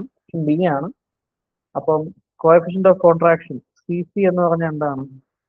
Area at vena contracta divided by area of the orifice ആണ് ആൻസർ വരിക. അപ്പം ഏരിയ എന്ന് വെച്ചാൽ 5d²/4 ആണ്. അപ്പം നമുക്ക് d²/d² എടുക്കാം. അപ്പം ഈ പറയുന്ന 40/40 ഡിവൈഡഡ് ബൈ 50, 40/40 ഡിവൈഡഡ് ബൈ 50/50 വരും. ആൻസർ എന്ന് പറയുന്നത് അതെന്ന് പറഞ്ഞാൽ എത്ര വരും? 0.64 വരും.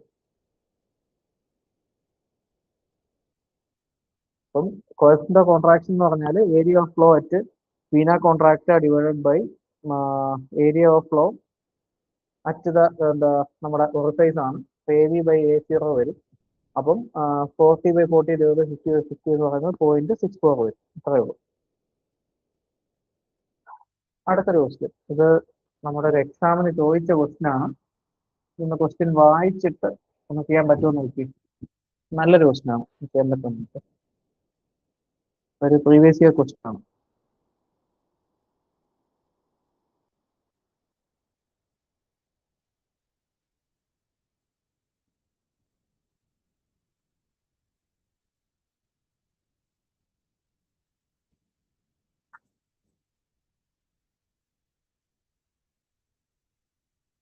ഇത് നമ്മുടെ KWA 2022 ചോദിച്ച ചോദ്യമാണ്.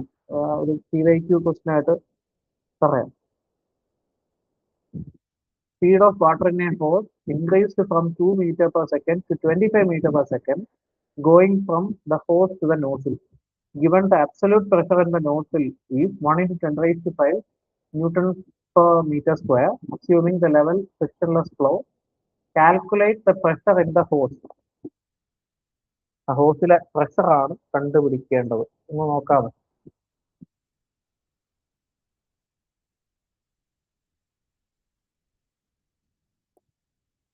ഒരു ഹോസിൽ നിന്ന് അതിന്റെ നോസിലോട്ട് പോയപ്പോൾ 2 meters per second നിന്നും അത് 25 meters per second മാറി. ആ നോസിലെ പ്രഷറിന്റെ variation 1 × 10⁵ newton per metre square തന്നിട്ടുണ്ട്. അങ്ങനെയാണെങ്കിൽ ഹോസിലെ പ്രഷർ എത്രയാണെന്നാണ് ചോദ്യം. ഒന്ന് സോൾവ് ചെയ്ത് നോക്കി. എന്നിട്ട് ആൻസർ പറയാം. CYQ ആണ്. KWA ചോദിച്ച CYQ ആണ്.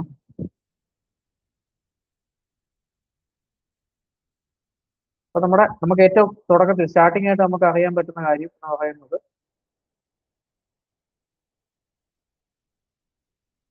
P/ρg പ്ലസ് P1, അതായത് P1/ρg പ്ലസ് P1² / 2g. ഇവിടെ Z ഞാൻ കൺസിഡർ ചെയ്യുന്നില്ല. കാര്യം ഫ്ലോ ഒരു ലെവൽ ഫ്ലോ ആണെന്ന് പറഞ്ഞിട്ടുണ്ട്. അതുകൊണ്ട് ഞാൻ ലെവൽ കൺസിഡർ ചെയ്യുന്നില്ല.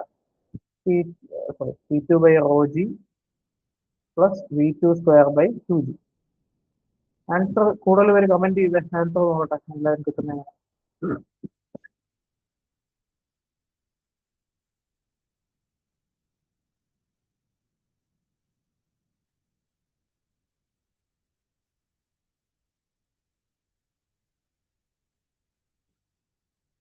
എല്ലാവരും ചെയ്തു നോക്കാൻ ശ്രമിക്കാം.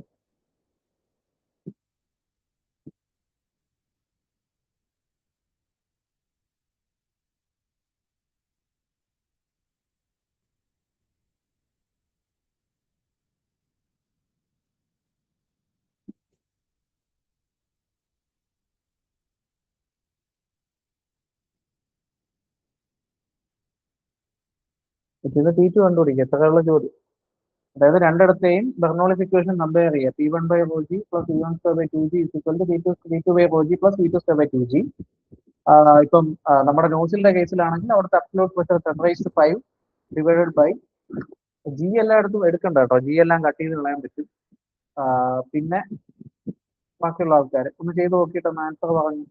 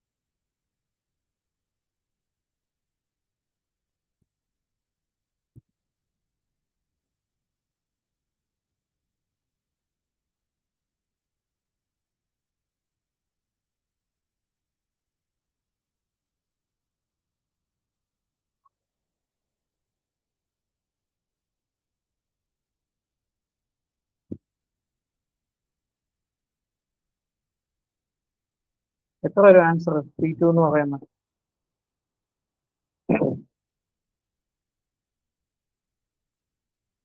ആർക്കെങ്കിലും ആൻസർ ഏന്ന് കിട്ടിയിട്ടുണ്ടോ? 4.1 into 10⁵5. 4.1 into 10⁵5 newton per metre square. അതാണ് ആൻസർ ആയിട്ട് വരിക. 4.1 into 10⁵5 മീറ്റർ സ്ക്വയർ ആണ് ആൻസർ ആയിട്ട് വരിക. എങ്ങനെ വരിക നോക്കാം. ഇപ്പം ഈ പറയുന്ന നമുക്ക് ഇവിടുത്തെ pressure 10⁵5 newton per metre square എന്ന് പറയുന്നതാണ് നമ്മുടെ നോസിലെ പ്രഷർ. ആ പ്രഷർ ഞാൻ ഇവിടെ എഴുതിയിട്ടുണ്ട്, P1/ρg. ഇനി അടുത്ത പ്രഷർ എന്ന് പറയുന്നത് അടുത്തെന്ന് വെച്ചാൽ അവിടുത്തെ വെലോസിറ്റി ആണ്. അവിടുത്തെ വെലോസിറ്റി, നോസിലെ വെലോസിറ്റി 25 ആണ്. അപ്പോൾ അതിന്റെ വെലോസിറ്റി ഘട്ടം എന്ന് പറഞ്ഞാൽ v²/2g, 25/25 divided by 2 into g ആണ് v²/2g എന്ന് പറയുന്നത്. ഇനി അടുത്ത ഇക്വലന്റ് ആയിട്ട് വരുന്നതെന്ന് വെച്ചാൽ P2. അതാണ് നമുക്ക് കണ്ടുപിടിക്കേണ്ട പ്രഷർ. P2/ρg. റോ എന്ന് വെച്ചാൽ അവിടെയും 1000, g 10 ആണ്. അവിടുത്തെ വെലോസിറ്റി എന്ന് പറയുന്നത് 2 m/s ആണ്. 2 into 2 ഡിവൈഡഡ് ബൈ 2g. ഇതാണ് ചെയ്യേണ്ടത്. അപ്പൊ ഇതിൽ നിന്നും P2 കണ്ടുപിടിച്ചാൽ മാത്രം മതി. അവിടെ P2ന്റെ ആൻസർ എത്ര വരും? P2ന്റെ ആൻസർ എന്ന് പറയുന്നത് 4.1 into 10⁵5 newton per metre square എന്നാണ് വരിക. എല്ലാവർക്കും കിട്ടിയെന്ന് വിചാരിക്കുന്നു. എല്ലാവർക്കും കിട്ടിയല്ലോ. ഈ ഫോർമുല ഇക്വേറ്റ് ചെയ്ത് നോക്കിയാൽ മാത്രം മതി.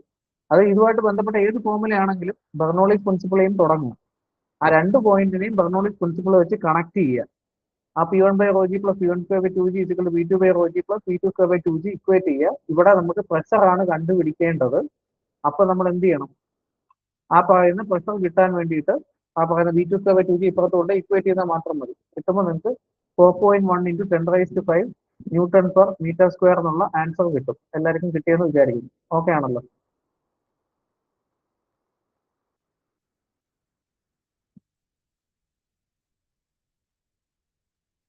ഓക്കെ. അടുത്ത നമ്മുടെ എന്താ നേരത്തെ പഠിച്ച ഒരു ടോപ്പിക്ക് നമ്മൾ ഒന്നുകൂടെ ഒന്ന് റീവിസിറ്റ് ചെയ്യുകയാണ്. നാനോമീറ്ററിന്റെ ഒരു ചോദ്യമാണ്. ഇതും നമ്മുടെ വാട്ടർ അതോറിറ്റി എയ്ക്ക് ചോദിച്ച ഒരു ക്വസ്റ്റ്യൻ ആണ്. ഈ ക്വസ്റ്റ്യൻ വായിച്ചിട്ട് ഒന്ന് ഉത്തരം കണ്ടുപിടിക്കാൻ പറ്റുമെന്ന് നോക്കി. നമ്മളത് പ്രഷർ മെഷറിംഗ് ഡിവൈസസിനകത്ത് പഠിച്ച ഒരു ഏരിയയാണ്. ഒന്ന് കണ്ടുപിടിക്കാൻ പറ്റുമോ എന്ന് നോക്കി. A manometer is used to measure pressure of a gas-filled rectangular tank as shown in the figure. It is assumed that the mass density of the fluid inside the tank is zero. The manometric fluid is water having specific weight 10 kilonewton per meter cube. അങ്ങനെയാണെങ്കിൽ if the local atmospheric pressure is 100, absolute pressure within the tank ആണ് കണ്ടുപിടിക്കേണ്ടത്. Question ഒന്ന് പറഞ്ഞുതരാം. നമ്മുടെ manometer ഒരു rectangular ടാങ്കിൽ fill ചെയ്തിരിക്കുന്ന ഗ്യാസിന്റെ പ്രഷർ കണ്ടുപിടിക്കാൻ വേണ്ടിയാണ് ഉപയോഗിച്ചിരിക്കുന്നത്. ഗ്യാസ്, അതായത് ഈ പറഞ്ഞിരിക്കുന്ന ഗ്യാസിന്റെ ഡെൻസിറ്റി എന്ന് പറയുന്നതിന് 0 ആയിട്ട് നമുക്ക് എടുക്കാമെന്നാണ് ക്വസ്റ്റ്യനിൽ പറഞ്ഞിരിക്കുന്നത്. അതായത് ടാങ്കിനുള്ളിൽ ഫില്ല് ചെയ്തിരിക്കുന്ന ഗ്യാസിന്റെ ഡെൻസിറ്റി 0 ആയിട്ട് എടുക്കാം. മാനോമെട്രിക് ഫ്ലൂയിഡ്, ഇവിടെ യൂസ് ചെയ്തിരിക്കുന്ന മാനോമെട്രിക് ഫ്ലൂയിഡ് എന്ന് പറയുന്നത് വെള്ളമാണ്, വാട്ടറാണ്. അതിന്റെ specific weight 10 kilonewton per metre cube ആണ്. അങ്ങനെയാണെങ്കിൽ ലോക്കൽ അറ്റ്മോസ്ഫിയറിക് പ്രഷർ, അതായത് വെളിയിലുള്ള പ്രഷർ 100 കിലോ പാസ്കൽ ആണെങ്കിൽ നമ്മുടെ ടാങ്കിനുള്ളിലെ അബ്സല്യൂട്ട് പ്രഷർ എന്ന് പറയുന്നത് എത്ര വരും എന്നുള്ളതാണ് ചോദ്യം. നമ്മൾ അന്ന് പഠിച്ച ഐഡിയ വെച്ചിട്ട് ഇതൊന്ന് ചെയ്യാൻ പറ്റുമോ നോക്കി. ജസ്റ്റ് ഒന്ന് മെമ്മറി കിക്ക് ചെയ്യാൻ വേണ്ടിയിട്ടൊരു ക്വസ്റ്റ്യൻ ആണ്, ഒരു PYQ ക്വസ്റ്റ്യൻ ആണ്. ഒന്ന് ചെയ്യാൻ പറ്റുമോ നോക്കി.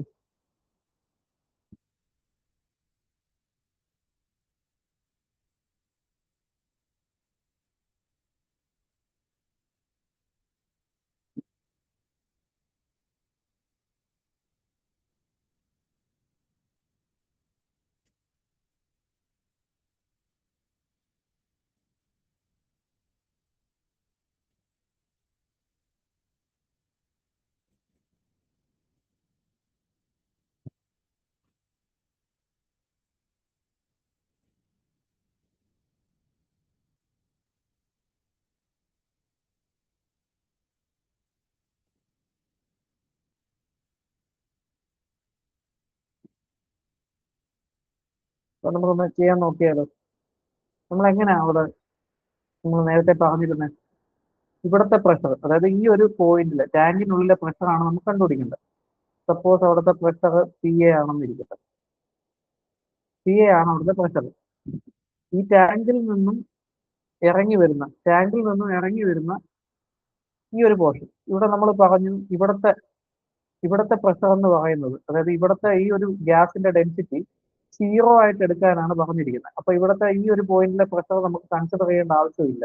ρGH, അതായത് നമ്മുടെ എന്ത് പറയുന്നത്, ρGH എന്ന് പറയുന്നത് അവിടെ 0 ആയിട്ടായിരിക്കും വരുന്നത്. അപ്പം അതായത് ഞാനത് ഫോർമുലയായിട്ട് ജസ്റ്റ് ഒന്ന് എഴുതാം. Rho of gas into G into H. ഈ പറയുന്ന ഈ ρG എന്ന് പറയുന്നത് 0 ആയിട്ട് എടുക്കാൻ പറഞ്ഞു, അതുകൊണ്ട് അത് വരത്തില്ല. പിന്നെ ആ പോയിന്റിലെ പ്രഷർ തന്നെ ആയിരിക്കും ഇവിടെയും വരുന്നത്. ഇവിടെ നിന്ന് മുകളിലോട്ട് പോകുമ്പോഴത്തേന് റോ ഓഫ് വാട്ടർ ആണ് ഇൻറ്റു G ഇൻറ്റു 100 സെന്റിമീറ്റർ. ആ 100 സെന്റിമീറ്റർ എന്നുള്ളതിന് ഞാൻ 1 മീറ്റർ എന്നങ്ങ് എഴുതി. ഈ സീക്വൽസ് എന്ത് വരും, നമ്മുടെ അവിടുത്തെ ലോക്കൽ അറ്റ്മോസ്ഫിയറിക് പ്രഷർ ആയിട്ടുള്ള 100 kPa വരും. അങ്ങനെയാണെങ്കിൽ PA എത്ര വരും? PA എന്ന്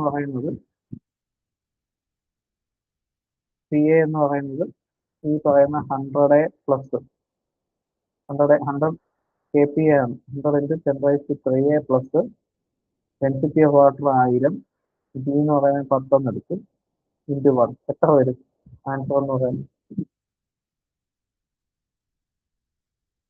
ആൻസർ എന്ന് പറയുന്നത്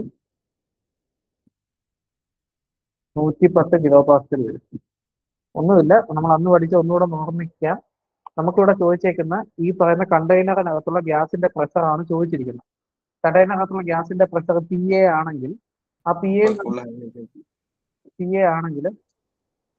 എന്ന് പറയുന്ന പോയിന്റിൽ നിന്ന് ജസ്റ്റ് ഔട്ട്ലെറ്റിലോട്ട് ഇറങ്ങുമ്പോൾ ആ 20 സെന്റിമീറ്റർ കാണിച്ചിരിക്കുന്ന പോയിന്റിൽ ഗ്യാസിന്റെ പ്രഷർ ഉണ്ട്. പക്ഷെ ഗ്യാസിന്റെ ഡെൻസിറ്റി 0 ആയിട്ട് അസ്യൂം ചെയ്യാനാണ് പറഞ്ഞിരിക്കുന്നത്. അതുകൊണ്ട് തന്നെ അവിടുത്തെ ρGH എന്ന് പറയുന്നത് 0 ആയിട്ട് മാറും. അപ്പം ആ ഒരു പോയിന്റിലെയും അതിന് കറസ്പോണ്ടിങ് ആയിട്ടുള്ള, അതായത് ഈ ഒരു പോയിന്റിലെയും അതിന് കറസ്പോണ്ടിങ് ആയിട്ടുള്ള ഈ ഒരു പോയിന്റിലെയും പ്രഷർ എന്ന് പറയുന്നത് സെയിം ആണ്. സോ നമ്മൾ ഇവിടുന്ന് ഇനി മേപ്പോട്ടാണ് പോകുന്നത്. ഇപ്പൊ മൈനസ് റോ ഇൻറ്റു H2O അത് density of water into g into 100 centimetre 1 metre is equal to ഈ ഒരു വെളിയിലുള്ള അബ്സല്യൂട്ട് ലോക്കൽ അറ്റ്മോസ്ഫിയറിക് പ്രഷർ എന്ന് വെച്ചാൽ 100 കിലോ പാസ്കൽ. അപ്പോൾ പി എന്ന് പറഞ്ഞാൽ എത്ര വരും? ഈ 100 കിലോ പാസ്കലിന്റെ കൂടെ ഈ പറയുന്ന ആളെ കൂടെ കൂട്ടിയാൽ ഈ ഫോമിൽ ഇക്വേറ്റ് ചെയ്താൽ, അതായത് പി ഓഫ് ടാങ്ക് എന്ന് പറയുന്നത് റോ ഈ പറയുന്ന gas into G A into H A minus row of H2O into G A into ഇവിടുത്തെ 100 സെന്റിമീറ്റർ, അതായത് 1 മീറ്റർ. ഇവിടെ ഇതിനെ 0 ആയിട്ട് എടുക്കാൻ പറഞ്ഞിരിക്കുന്നതുകൊണ്ട് ഈ ഒരു ടേം മൊത്തത്തിൽ 0 ആയിട്ട് പോകും. ഈസ് ഈക്വൽ ടു വെളിയിലുള്ള അറ്റ്മോസ്ഫിയറിക് പ്രഷർ 100 kPa. ഇത് ഇക്വേറ്റ് ചെയ്യുമ്പോൾ നിങ്ങൾക്ക് കിട്ടുന്നതാണ് 110 കിലോ പാസ്കൽ. അപ്പം ക്ലിയർ ആയെന്ന് വിശ്വസിക്കുന്നു. അപ്പം ഈ പറയുന്ന 2 ക്വസ്റ്റ്യൻസും നമ്മുടെ വാട്ടർ അതോറിറ്റി എക്സാംസിന് ചോദിച്ച 2 ക്വസ്റ്റ്യൻസ് ആണ് ഉള്ള കാര്യം ഓർമ്മിപ്പിക്കുന്നു. അപ്പൊ ഇതിൽ നിന്ന് നമുക്ക് ഈ ഒരു ചാപ്റ്റർ ഇവിടെ വെച്ച് നാം വൈൻഡപ്പ് ചെയ്യാണ്. അതായത് നമ്മുടെ ഫ്ലൂയിഡ് ഡൈനാമിക്സ് എന്ന് പറയുന്ന ടോപ്പിക്ക് ഈ ഒരു പോർഷനോടെ വൈൻഡപ്പ് ചെയ്യാണ്. നമുക്ക് ഇനി പഠിക്കാനുള്ളത് വിയേഴ്സ്, നോച്ചസ് ആൻഡ് അങ്ങനെയുള്ള ഡിവൈസസിനെ പറ്റിയാണ്. നമുക്ക് അടുത്ത ക്ലാസ്സിൽ നോക്കാം. ഈ ഒരു സെഷനിൽ എന്തെങ്കിലും ഡൗട്ടുകൾ ഉണ്ടെങ്കിൽ നിങ്ങൾക്ക് ചോദിക്കാവുന്നതാണ്.